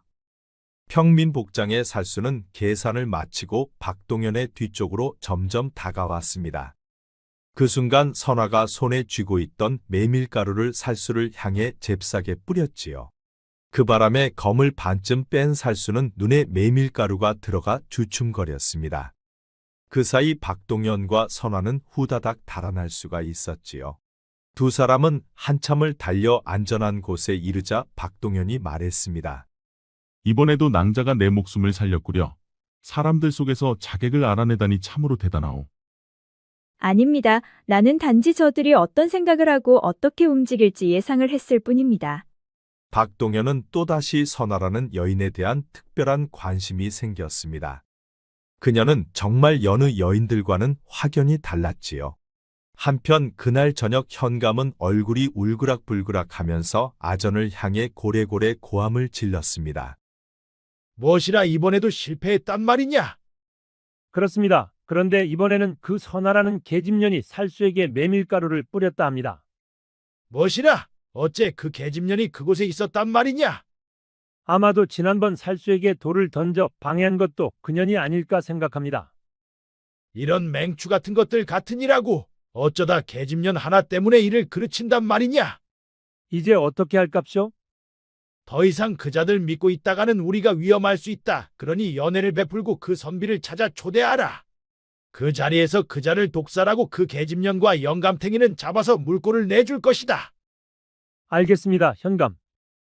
아전은 곧바로 연애 준비를 시작했습니다. 그리고 포졸들을 시켜 박동현을 찾기 시작했지요. 며칠 후 마침 포졸들에게 노출된 박동현도 연애의 초청을 받았습니다. 선비님 한참을 찾았습니다. 무슨 일로 날 찾으신 게요? 현감께서 고을 양반님들을 모시는 연회를 개최하셨습니다. 선비님께서도 고을을 찾아온 손님이니 초청하라 하셨지요. 갑자기 현감이 여는 연회에 초대를 했다 하니 박동현은 뭔가 꺼림칙했습니다. 헌데 연회는 그들에 대한 수사를 좀 더 밀접한 거리에서 할 수 있는 기회이기도 했지요.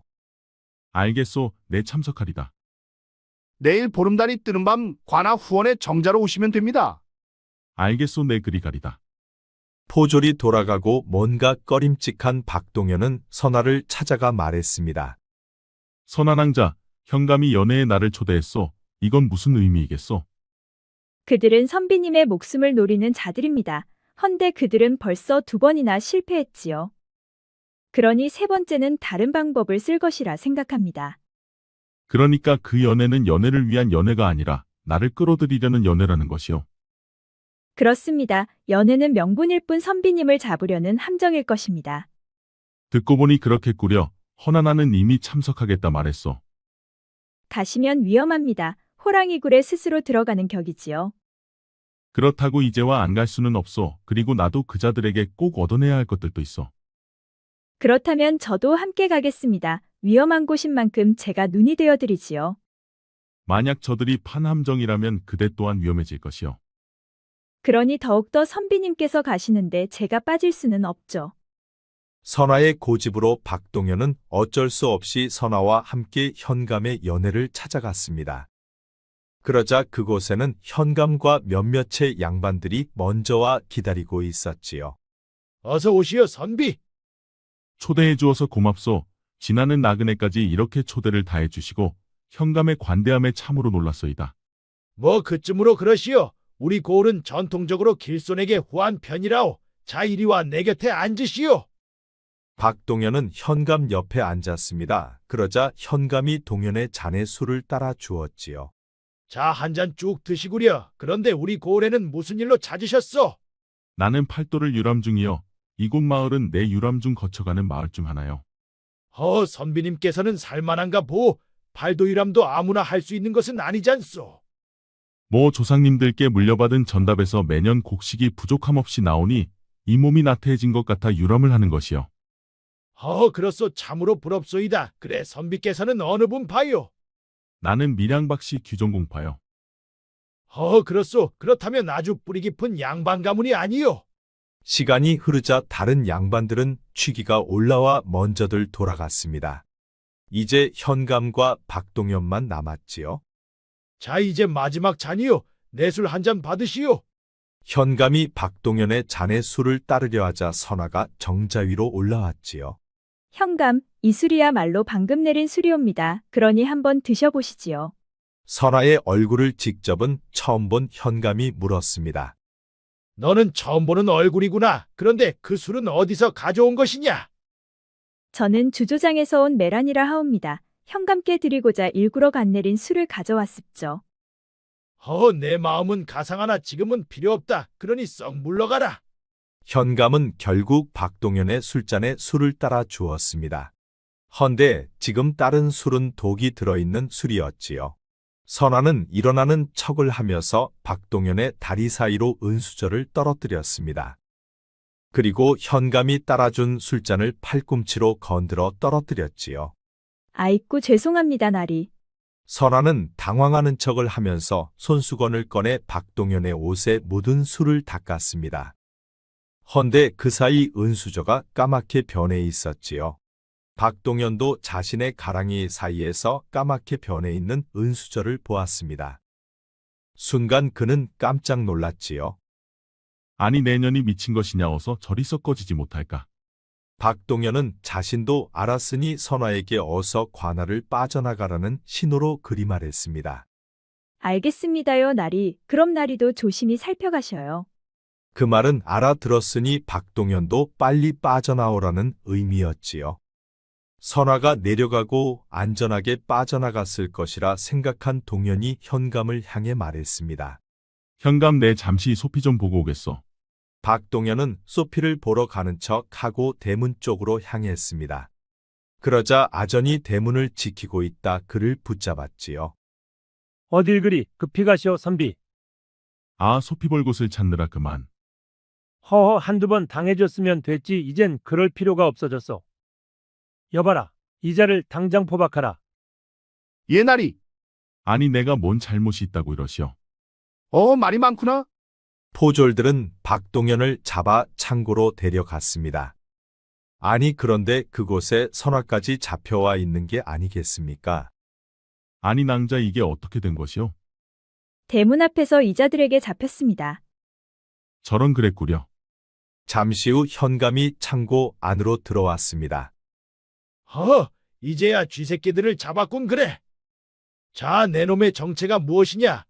무엇 때문에 관청에 장부를 달라 해서 본 것이야? 그땐 억울한 사람이 있는 것 같아 그랬소.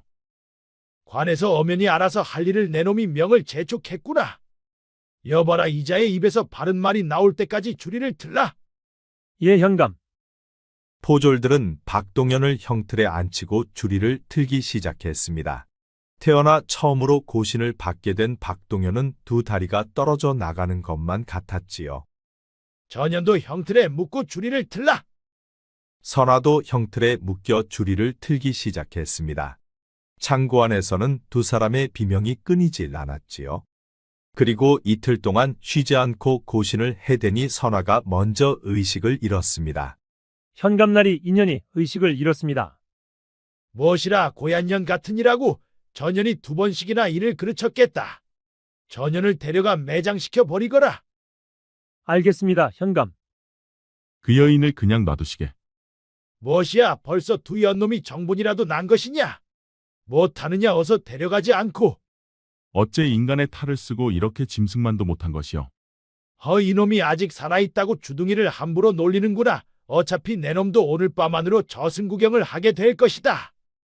포졸들이 의식을 잃고 쓰러진 선화를 끌고 나가려 하자 암행어사 박동현이 말했습니다. 종두야 나오거라. 암행어사 박동현에게는 그림자처럼 따라붙는 호위무사 종두가 있었습니다. 그는 그림자처럼 조용히 움직인다 하여 저승사자라는 별명도 있었지요. 잠시 후 창고 밖에서는 비명소리가 나기 시작했습니다.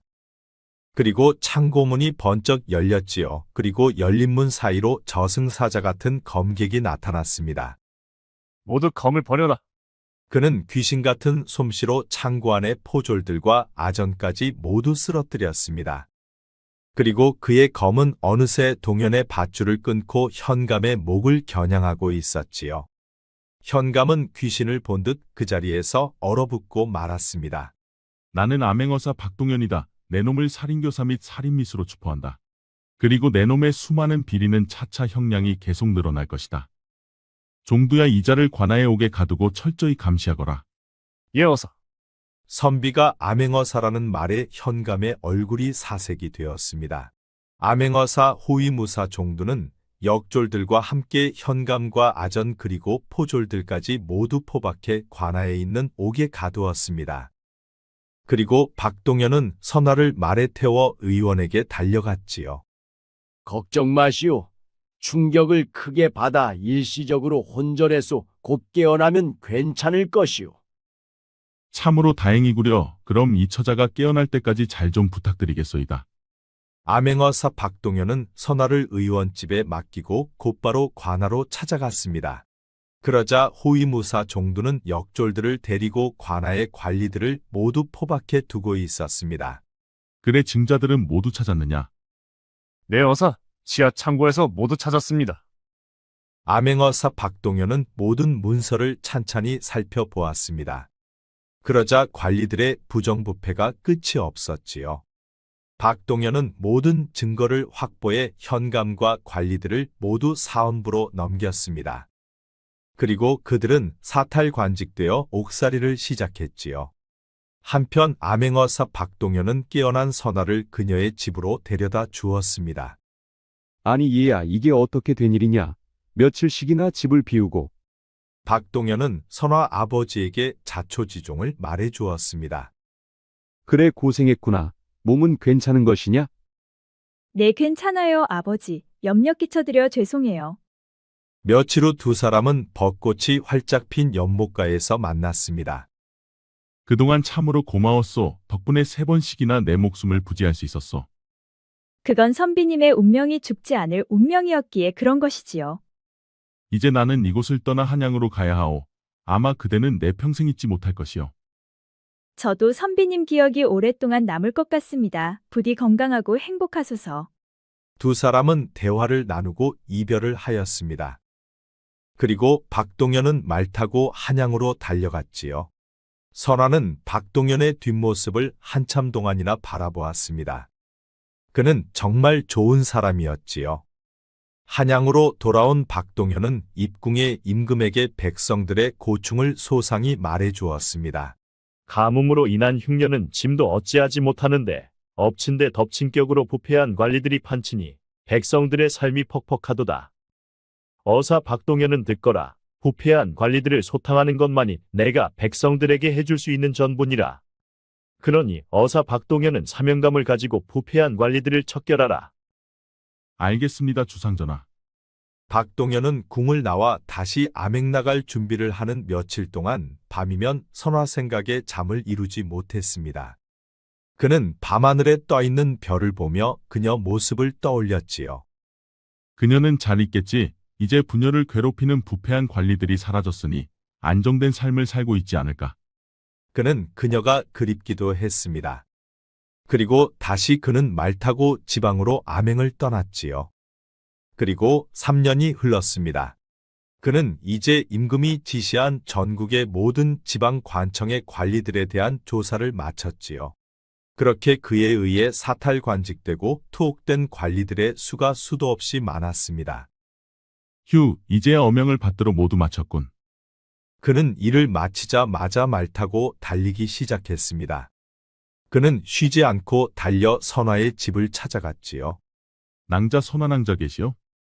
동현이 말에 선화가 바느질 하다 말고 밖으로 나왔습니다. 아니, 선비님이 아니세요? 동현은 다짜고짜 다가가 선화의 두 손을 꼭 잡았습니다. 낭자 나와 혼인해 주시오. 그 말에 선화는 깜짝 놀랐습니다.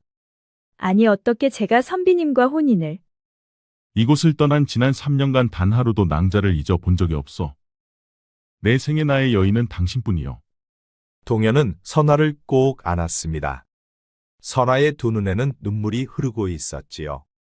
그녀도 동현이 떠나고 지금껏 단 하루도 그를 잊지 못했습니다. 하지만 너무 차이나는 신분 때문에 그녀는 그와 이루어질 것이라고는 꿈도 꾸지 못했었지요. 동현이 떠나고 그녀는 그가 암행어사였다는 것을 뒤늦게 알았습니다.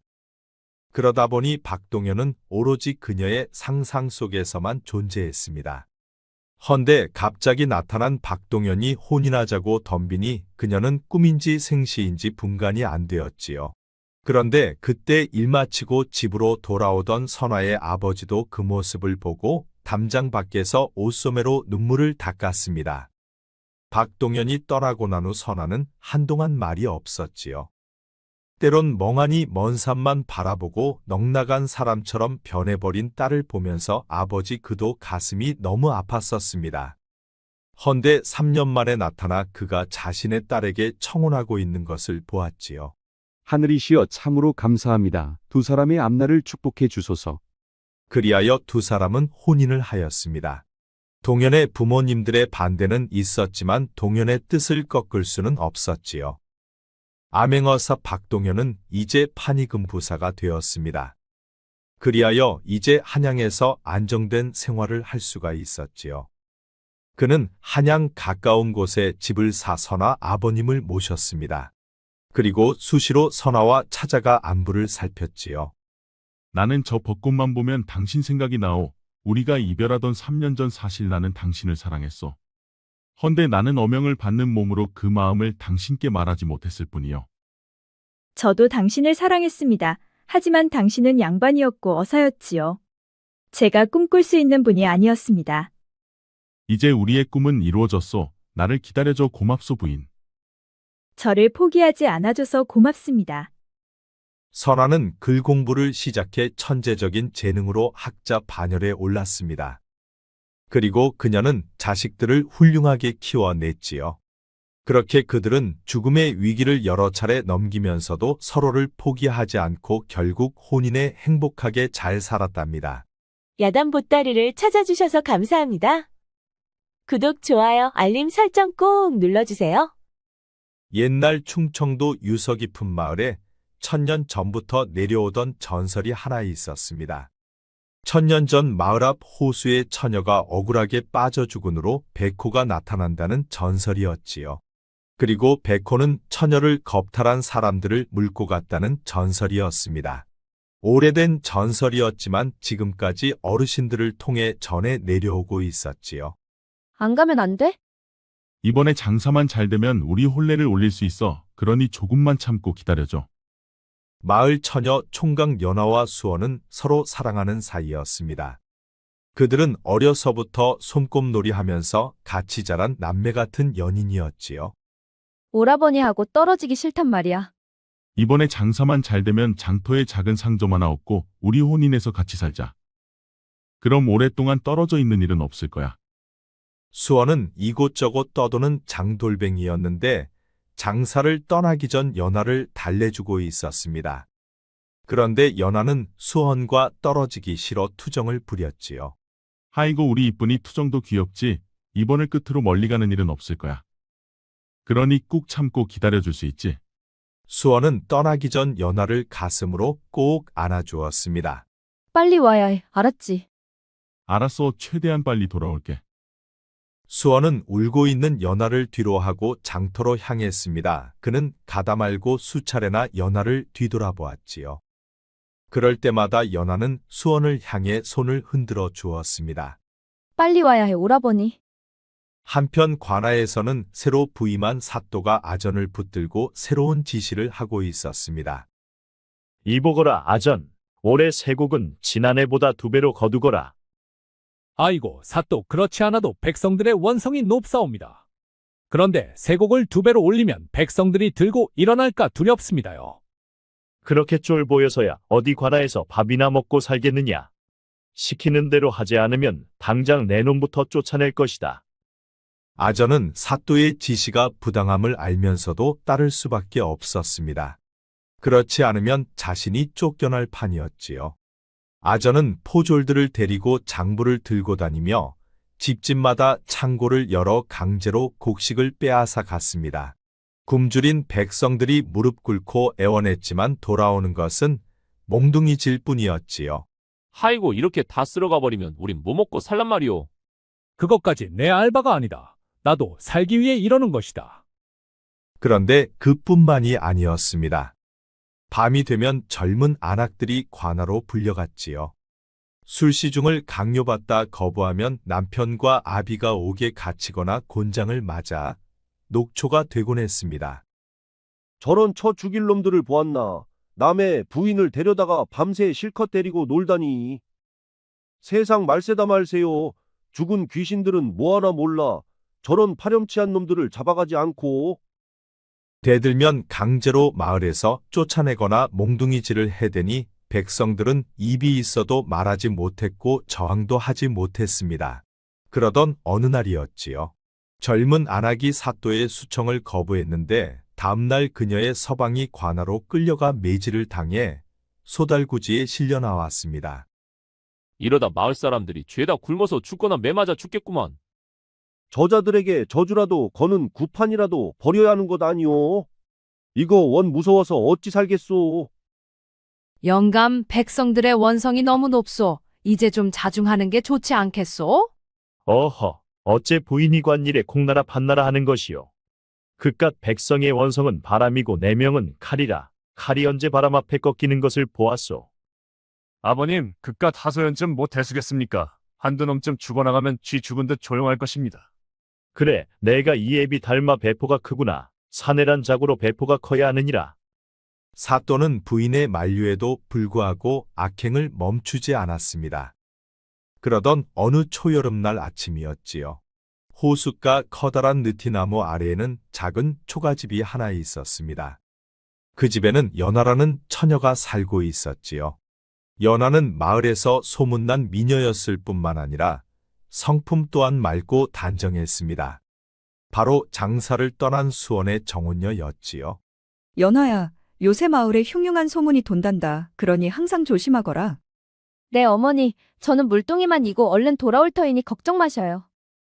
연하가 물동이를 들고 둑길을 걷고 있을 때 관아에서 말을 탄 사내들이 다가오고 있었습니다. 그런데 그녀 앞에서 말을 멈춘 사람은 다름 아닌 사또였지요. 이보거라 개 섞거라. 오, 이 처녀는 누구더냐? 연하라는 처녀이지요, 사또. 이 고을에서는 제일 곱다고 소문난 처녀입니다. 아니, 이 고을에 저런 미녀가 다 있었단 말이냐? 그렇다면 밤의 연회 때 불러야 하지 않겠느냐? 사또의 눈빛은 이미 탐욕으로 가득 차 있었습니다. 그는 연하를 품에 안을 것을 생각하니 무척 흥분이 되었지요. 사또, 저는 이미 정혼한 사람이 있습니다. 그러니 연회에 참석하는 것은 사양하겠습니다. 연하의 말에 사또는 억지로 웃었습니다. 하지만 그는 속으로 분노가 끓었지요. 내가 아직 뭘 모르는구나. 내 애미애비가 죽는 꼴을 보고 싶지 않다면 내 말을 거역해서는 안 될 것이다. 사또는 헛기침을 하면서 말 타고 가던 길을 갔습니다. 그리고 그는 가면서도 연하를 몇 번이나 뒤돌아 보았지요. 이런 마을에 저런 미인이 있었다니. 오늘은 횡재를 한 기분이군 그래. 며칠 후 초여름날 밤 관아 별채에는 잔치상이 차려졌습니다. 상 위에는 소고기, 돼지고기며 백성들이 먹어볼 수도 없는 음식들이 잔뜩 차려져 있었지요. 오늘은 연하 그 처자 부모만 부르게. 네, 알겠습니다요, 사또. 사또는 잔치상을 차려놓고 연하의 부모만 부르라 명했지요. 연하야, 관아에서 우리 내외를 연회에 초대를 다 했구나. 그러니 잠시 다녀오마. 얘야, 문단속을 잘하고 있거라. 누구에게도 문을 열어줘서는 안 된다. 네, 어머니 걱정 말고 다녀오셔요. 두 부부는 집을 나와 관하로 가면서도 무척 의아했습니다. 거참 별일이요. 사또가 우리를 연회에 초대를 다 하다니. 그러게 말이여. 백성들의 원성이 자자한데 우리가 연회에 참석해도 될지 모르겠소. 뭐 우리가 가고 싶어 가겠소. 사또라 오라 해서 가는 것이니 괜찮을 것이요. 연하 부모님은 고개를 갸우뚱하며 관하로 가고 있었지요. 한편 연하는 부모님이 집을 비우자 청소를 시작했습니다. 벽에 먼지를 털고 방바닥을 쓸고 닦았지요. 그렇게 한창 청소를 하고 있었는데 밖에서 말 울음소리가 들렸습니다. 연하는 누군가 싶어 방문 밖으로 내다보았지요. 아니 그런데 사또가 말에서 내리고 있는 게 아니겠습니까? 연하는 깜짝 놀라 얼른 방문을 걸어 잠갔습니다. 그리고 호롱불도 껐지요. 어서 문을 열거라. 연하는 너무 무서워 말도 한마디 할 수가 없었습니다. 그녀는 방 한쪽 구석에 이불을 뒤집어 쓰고 웅크리고 있었지요. 아무리 불러도 대답이 없자 사또는 완강한 힘으로 문고리를 뜯어냈습니다. 그리고 그는 방 안으로 불쑥 들어갔지요.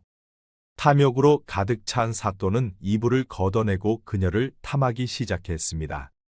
꽃이 피면 꺾이는 것이 당연하다. 내 품에 안기는 것을 복이라 생각하거라. 사또 제발 이러지 마십시오. 저는 이미 다른 이와 약혼한 몸입니다. 연하는 필사적으로 저항했지만 사또의 힘을 당해낼 수는 없었습니다. 그날 밤 희미한 달빛이 방 안을 비추었고 그 달빛 속에서 못다 핀 한 송이 꽃이 꺾이고 말았지요. 한편 연하 부모가 관사에 도착했을 때 아전이 나와 그들을 맞아주었습니다. 이리 오시오. 사또께서는 잠시 일이 있어 늦을 것이오. 그러니 방에 들어가 먼저들 드시구려.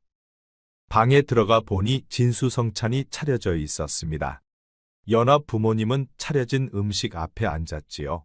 그런데 다른 이들은 안 오는 것이요. 다들 바빠서 못 온다 하니 오늘은 두 분이서만 드시오.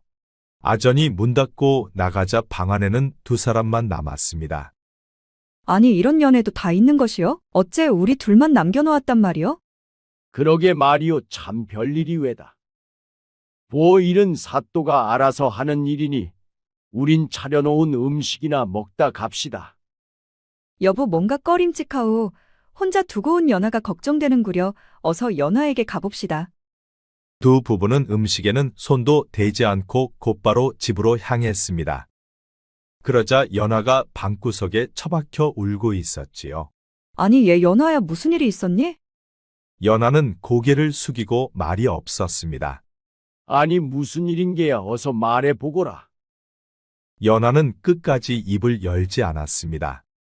그렇게 그녀는 며칠 동안 밥도 먹지 않고 한마디 말도 하지 않았지요. 낮에는 집 마당에 서서 멍하니 먼 산만 바라보았습니다. 그리고 밤이면 이부자리에 누워 눈물로 베개를 적셨지요. 하이고 얘야 그 박던 내 모습은 어디 가고 어쩌다 송장처럼 되어버린 것이니. 내가 어떻게 해주어야 밝은 내 모습이 돌아올 수 있는 거니? 연하 어머니는 연하를 볼 때마다 가슴이 아팠습니다. 그녀는 하나밖에 없는 딸 자식이 영혼이 없고 산 송장처럼 변해버리자 가슴이 찢어질 듯 아팠지요. 다음 날 새벽 연하는 조용히 방문을 열고 밖으로 나왔습니다. 이른 새벽 풀잎에는 이슬이 맺혀 있었고 갈대는 새벽바람에 흔들리고 있었지요. 연하는 호숫가 둑길을 따라 걸었습니다. 물결은 고요히 반짝였고 달빛은 아직 호수 위에 걸려 있었지요. 아버지 어머니 이 못난 자식을 용서하십시오. 그리고 수원아 미안해. 그녀는 눈을 감고 물속으로 걸어갔습니다. 발목, 무릎, 허리 그리고 가슴까지 서서히 잠겨갔지요. 그리고 그 순간 갈대 사이로 바람이 세차게 불었습니다. 호수가 물결이 크게 일렁였고 연하는 물속으로 사라져 갔지요. 다음 날 아침 연하가 보이질 않자 부모님들은 연하를 찾아 나섰습니다.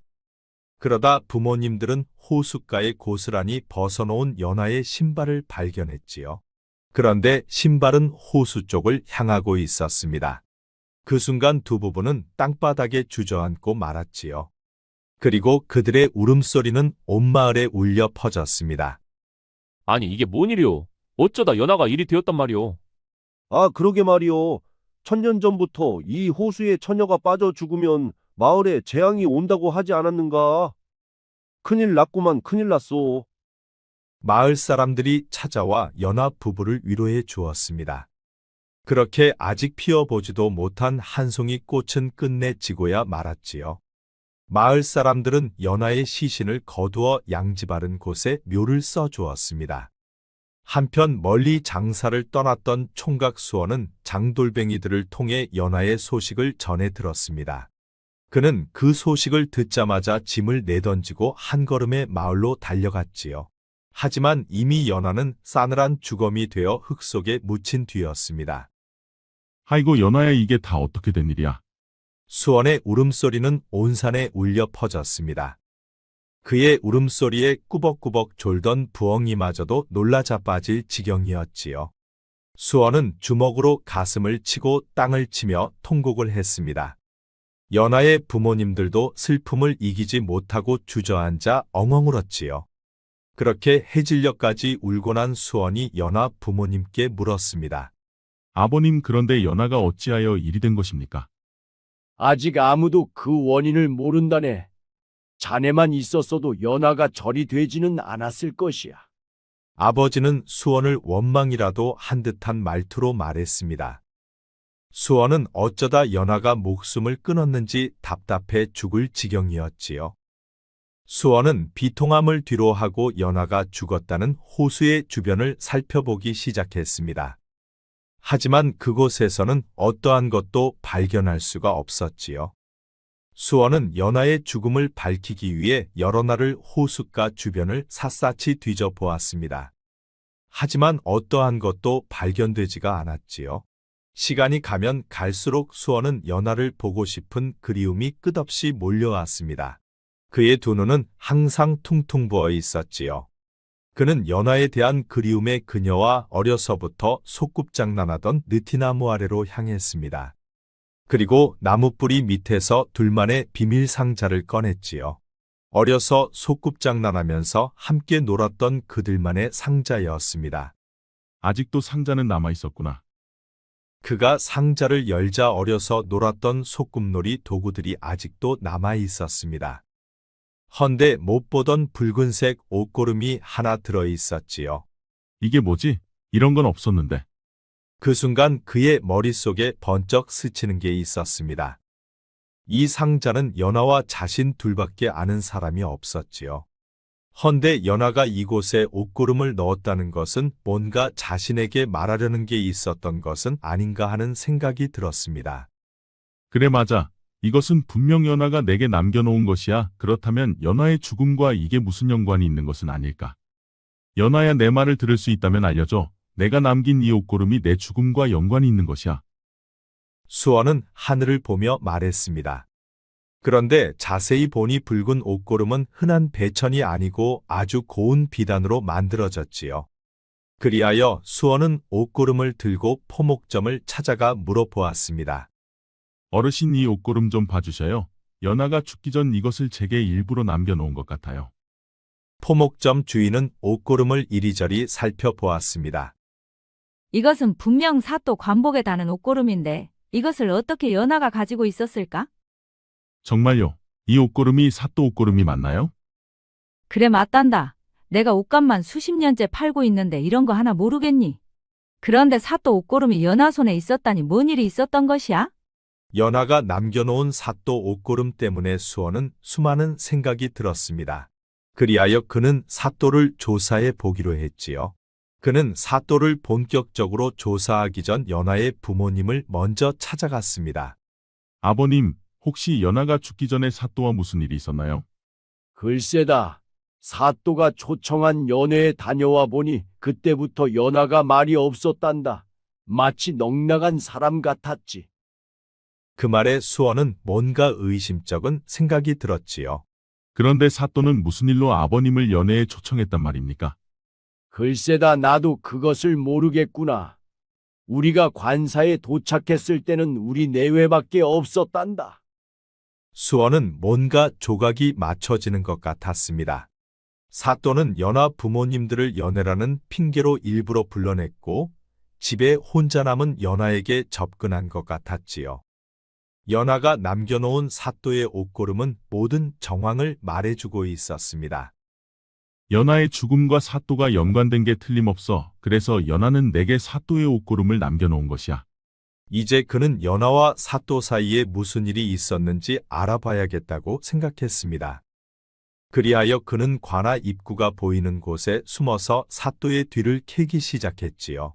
그날 이후 그는 숨어서 사또의 행적을 하나도 놓치지 않고 미행을 했습니다.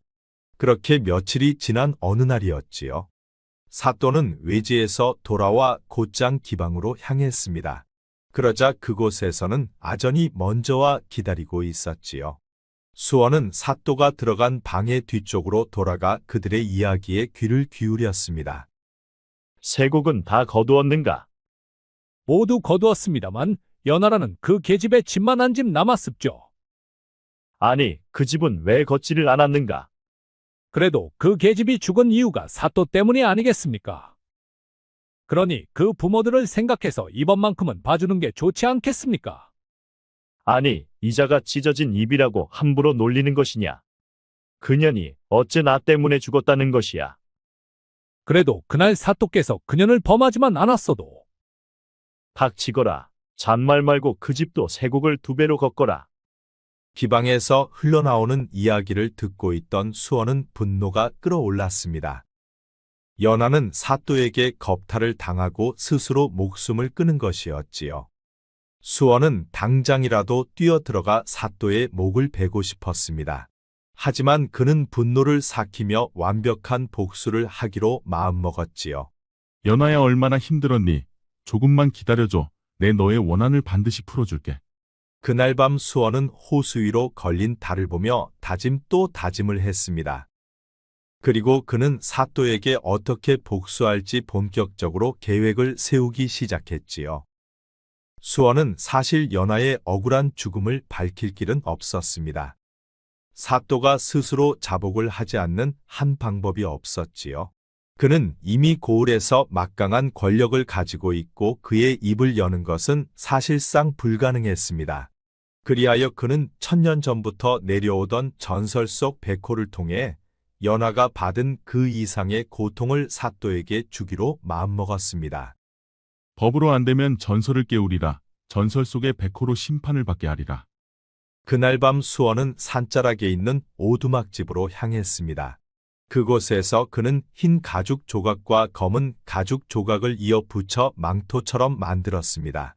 멀리서 보면 마치 백호와 같았지요. 또 나무를 깎아 백호 발자국 모양을 만들었습니다. 그리고 그것을 길가 부드러운 흙에 찍어두면 마치 백호가 나타난 모양이었지요. 이제 준비는 되었으니 슬슬 시작해볼까? 백호의 전설이 이제 심판을 시작하리라. 수원은 아무도 없는 밤을 이용해 마을 입구에 백호 발자국을 남겼습니다. 그러자 다음날 아침부터 마을에서는 난리가 났지요. 이복의 마을에 호랑이가 나타났다네. 나도 백호 발자국을 두 눈으로 똑똑히 보았구만. 1000년 전 전설이 다시 살아난 게야. 1000년 전 호수에 처녀가 빠져 죽으면서 백호가 나타나기 시작했지. 맞아. 연하가 호수에 빠져 죽은 그날부터 이상한 기운이 감돌지 않았는가? 드디어 그녀의 원혼이 우리 마을에 백호를 불러온 것이 틀림없어. 수원은 마을 사람들 틈에서 분위기를 살피고 있었습니다. 이제 마을 사람들은 재앙이 올 것이라면서 모두 두려워했지요. 그리고 며칠 후부터는 백호를 직접 봤다는 사람들도 나오기 시작했습니다. 이복에 백호를 직접 봤다는 사람이 나왔네. 그게 정말인가? 그렇다면 정말 큰일이 아닌가? 백호의 전설이 살아났다는 소문은 온 마을에 빠르게 퍼져갔습니다. 그런데 정작 사또의 아들은 그 소문을 비웃었지요. 아니 사람들이 이리도 겁쟁이란 말인가. 1000년 전 전설 속 백호가 어딨다고 다들 호들갑을 떠는 것이야. 내 손으로 그놈을 잡아 고을 백성들에게 고기 잔치를 벌여주마. 그래도 도련님 조심해야 하는구만요. 평소 사냥을 좋아하는 사또 아들은 사냥꾼을 모으기 시작했습니다. 그러자 수원도 그의 백호 사냥단에 지원했지요. 그리고 10여 명의 사냥꾼들은 사또 아들의 통솔 아래 산으로 향했습니다. 그들은 몇 날 며칠 동안 백호를 쫓기 시작했지요. 도련님, 여기 호랑이 발자국이 있습니다. 어디 보자. 호랑이 발자국이 정말이구나. 이제야 재밌어지겠군 그래. 그들은 호랑이 발자국을 따라 깊은 산속으로 들어갔습니다. 그러자 호랑이 발자국은 산꼭대기로 향해 있었지요. 도련님, 앞은 전길 낭떠러지구만요. 이곳에서 호랑이 발자국이 멈췄습니다요. 그렇단 말이냐? 그렇다면 벌써 해가 졌으니 오늘은 이곳에서 야영을 하자꾸나. 그리하여 사냥꾼들은 그곳에서 불을 피우고 야영 준비를 하였지요. 그리고 밤이 깊어지자 그들은 깊이 잠들었습니다. 그러자 수원은 살며시 일어나 사냥총과 활을 모두 걷어 숨겨놓았지요. 그리고 그는 미리 숨겨놓은 백호망토를 꺼내 뒤집어 썼습니다. 그렇게 백호로 변장한 수원은 어흥하면서 호랑이 소리를 내기 시작했지요. 백호다, 백호가 나타났다. 사냥꾼들은 허겁지겁 총과 활을 찾았지만 무기는 어디에도 없었습니다. 그러자 사냥꾼들은 걸음아 나 살려라 후다닥 달아났지요. 백호 가죽을 뒤집어 쓴 수원은 사또 아들을 점점 벼랑 끝으로 몰았습니다. 그러자 그는 겁을 잔뜩 집어먹고 백호를 피하려다 천길 낭떠러지 절벽 아래로 떨어졌지요. 그렇게 수원의 첫 번째 복수는 마무리되었습니다. 그리고 그는 이제 두 번째 복수를 준비했지요. 그날 저녁 머슴은 사또에게 달려가 아들의 죽음을 알렸습니다. 무엇이라? 우리 박현이가 죽었다고. 그렇습니다요. 백호 사냥을 나갔다가 산꼭대기에서 백호를 만났습죠. 그런데 도련님께서 그 녀석을 피하려다 절벽 아래로 떨어졌구만요. 그 말에 사또는 뒷목을 잡고 쓰러졌습니다. 그는 하나밖에 없는 아들을 잃은 충격으로 쓰러져 며칠 만에야 깨어났지요. 영감 일어나시었소? 박현이, 우리 박현이를 얼른 불러주시오. 사또가 깨어나자마자 죽은 아들을 찾으니 부인은 가슴이 아팠습니다. 여보 영감, 우리 박현이는 이제 이 세상 사람이 아니요. 기억이 안 나는 것이요? 그럴 리가 없소. 거짓말하지 마시오. 사또는 아들의 죽음을 인정하려 하지 않았지요. 그 시각 마을거리에서는 수많은 사람들이 모여 난리가 나고 있었습니다. 하이고 이제 재앙이 시작되는구만. 아, 왜 그려? 또 무슨 일이 있는감? 자네는 못 들었는가? 백호가 나타나 사또 아들 박현 도련님을 물어갔다더구만. 아니, 정말 그랬단 말이오. 아, 그렇구만. 근데 어디 그뿐인가? 백호가 사냥총과 알도 모두 가져갔다는 것이야. 백호가 영물은 영물인가 보네. 그런데 말이오, 백호가 박현 도련님만 잡아간 것을 보면 아무래도 뭔가 이상하지 않나? 뭐가 이상하다는 말인가? 연하가 호수에 빠져 죽고 백호가 나왔지 않은가? 그러니까 백호는 연하가 한 맺힌 자를 물어간 게 아니겠느냐 말이야. 그러니까 그 말은 연하를 죽게 한 장본인이 사또 아들이라는 것이야. 그렇지. 1000년 전에도 백호는 물에 빠져 죽은 처녀를 겁탈한 자들만 물어갔다 하지 않았는가? 그러니 이번에도 연하를 죽게 한 사람들을 물어가는 게 아니겠느냐 말일세. 듣고 보니 그럴듯하군. 그래. 그럼 연하를 죽게 한 자가 사또 아들이 틀림없구만. 한편 사또는 아들을 물어간 백호를 잡기 위해 관아에 있는 포졸 총동원령을 내렸습니다. 영감 꼭 사냥을 가셔야 하겠소? 전문 포수들도 죄다 혼비백산이 되어 도망쳐왔다 하더이다. 내 하나밖에 없는 아들을 잡아갔소. 어찌 아비로서 가만히 있을 수가 있단 말이요. 이게 다 인과응보요. 당신의 부도덕한 악행 때문에 하늘이 노한 거란 말이요. 듣기 싫소. 무슨 말을 그리하는 것이요. 내 이번에 반드시 이놈을 잡아 아들의 원혼을 풀어줄 것이요. 사또는 검과 활을 챙겨 관아로 향했습니다. 준비는 모두 되었느냐? 그렇습니다, 사또. 사또는 수십 명의 포졸들을 데리고 산으로 향했습니다. 그런데 사또, 포수들 없이도 괜찮으시겠는지요? 그놈들은 겁쟁이들이 아니냐? 한번 보고 겁먹다니 그런 놈들은 있으나 마나다. 그들은 백호를 잡겠다며 깊은 산 속으로 계속 들어갔습니다. 그런데 며칠 후 비가 쉬지도 않고 내리기 시작했지요. 사또, 아무래도 산을 내려가야 할 것 같습니다. 비를 너무 많이 맞아 포졸들이 모두 지쳐 꼼짝을 못하고 있습니다요. 뭔 소리냐? 이까지 것도 하나 못 견딘단 말이냐? 일단 내려가 휴식을 취한 뒤 비가 멈춘 후 다시 오면 어떻겠습니까요? 비 때문에 모두 지쳐 쓰러질 지경에 이르자 사또는 하는 수 없이 하산을 명령했습니다. 그리하여 그들은 서둘러 산을 내려왔지요. 아니 그런데 이건 또 무슨 일이랍니까? 뭔 소리냐? 알아듣게 말해보거라. 저 그러니까 그게 백호가 마님을 물어갔습니다요. 백호가 부인을 물어갔다는 말에 사또는 또 정신이 혼미해졌습니다. 그는 결국 쓰러져 의식을 잃었지요. 내일쯤이면 깨어날 것이니 너무 염려 마시게. 알겠습니다요, 의원나리. 사또는 이틀 후 의식이 돌아왔습니다. 정말로 백호가 내 부인을 물어간 게 맞느냐? 사또는 눈을 뜨자마자 백호에 대해서 물었지요. 그렇습니다요. 비가 내리기 전날 갑자기 마님이 사라져 찾아보았는데 마당에 백호 발자국이 여기저기 남아 있었구만요. 그 후로 비가 와서 발자국이 모두 씻겨 내려갔습니다요. 사또는 또다시 혼절의 의식을 잃었습니다. 그리고 다음 날이 되어서야 다시 깨어났지요. 하이고 이를 어째 백호가 이젠 사또마님도 잡아갔다 하네. 아, 틀림없어 연화 죽음에 사또 집안이 연관된 게 그렇지 않고서야 어떻게 사또 식구들만 잡아가느냔 말이야. 마을 사람들 속에는 수원도 있었습니다. 연화야 조금만 더 기다려줘. 이제 마지막 하나만 남았다. 이번 일만 끝나면 내게로 갈게. 그곳에서 우리 행복하자. 수원은 연화를 그리워하며 눈물을 흘렸습니다. 그는 사또가 가족을 잃고 고통스러워하는 것을 먼 발치서 보고 있었지요. 수원은 사또에게 남의 눈에서 눈물을 나게 하면 자신의 눈에서도 눈물이 나는 아픔을 꼭 보여주고 싶었습니다. 그리고 그는 마지막 사또만 처리하면 사랑하는 연화 곁으로 갈 생각이었지요.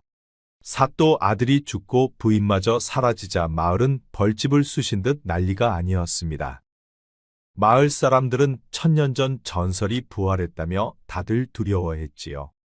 이제 사또는 정신 나간 사람처럼 변해 있었습니다.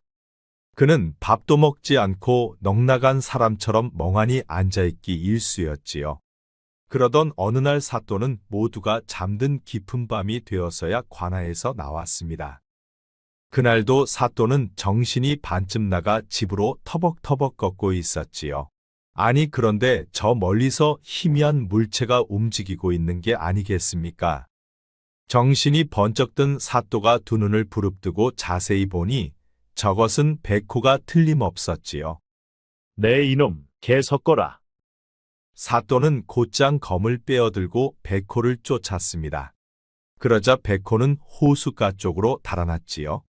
사또는 있는 힘을 다해 백호를 쫓았습니다. 개 서지 못할까?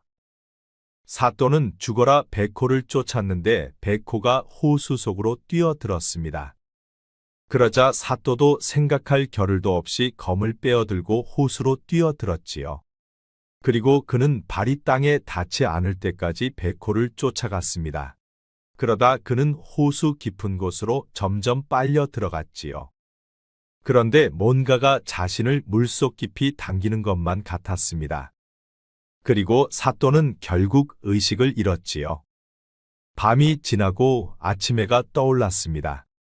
호숫가에는 마을 사람들이 잔뜩 나와 있었지요. 하이고 이게 다 뭔 일이다냐. 이번에는 사또하고 수원이 동시에 물에 빠져 죽다니. 아, 사또는 그렇다 치고 수원은 어찌 된 것이야?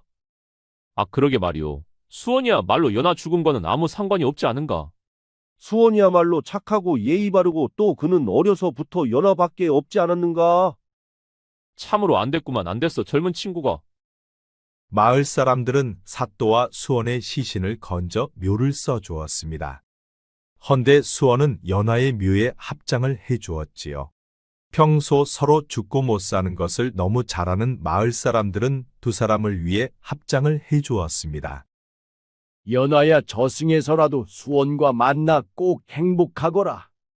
꽃봉오리도 피어보지 못한 불쌍한 우리 아가 저승에서라도 부디 행복하거라. 이 애미도 곧 따라가마. 연하의 부모님들은 묘지 앞에 주저앉아 눈물을 흘렸습니다. 그리고 마을 사람들은 해마다 연하와 수원을 위해 위령제를 열어주었지요. 이제 연하와 수원의 사랑은 또다시 전설이 되었습니다. 억울하게 호수에 빠져 죽은 연하의 혼이 백호를 불러온다는 전설로 이어졌지요. 그리고 그들은 이승에서 못다한 사랑을 저승에서 이루었답니다.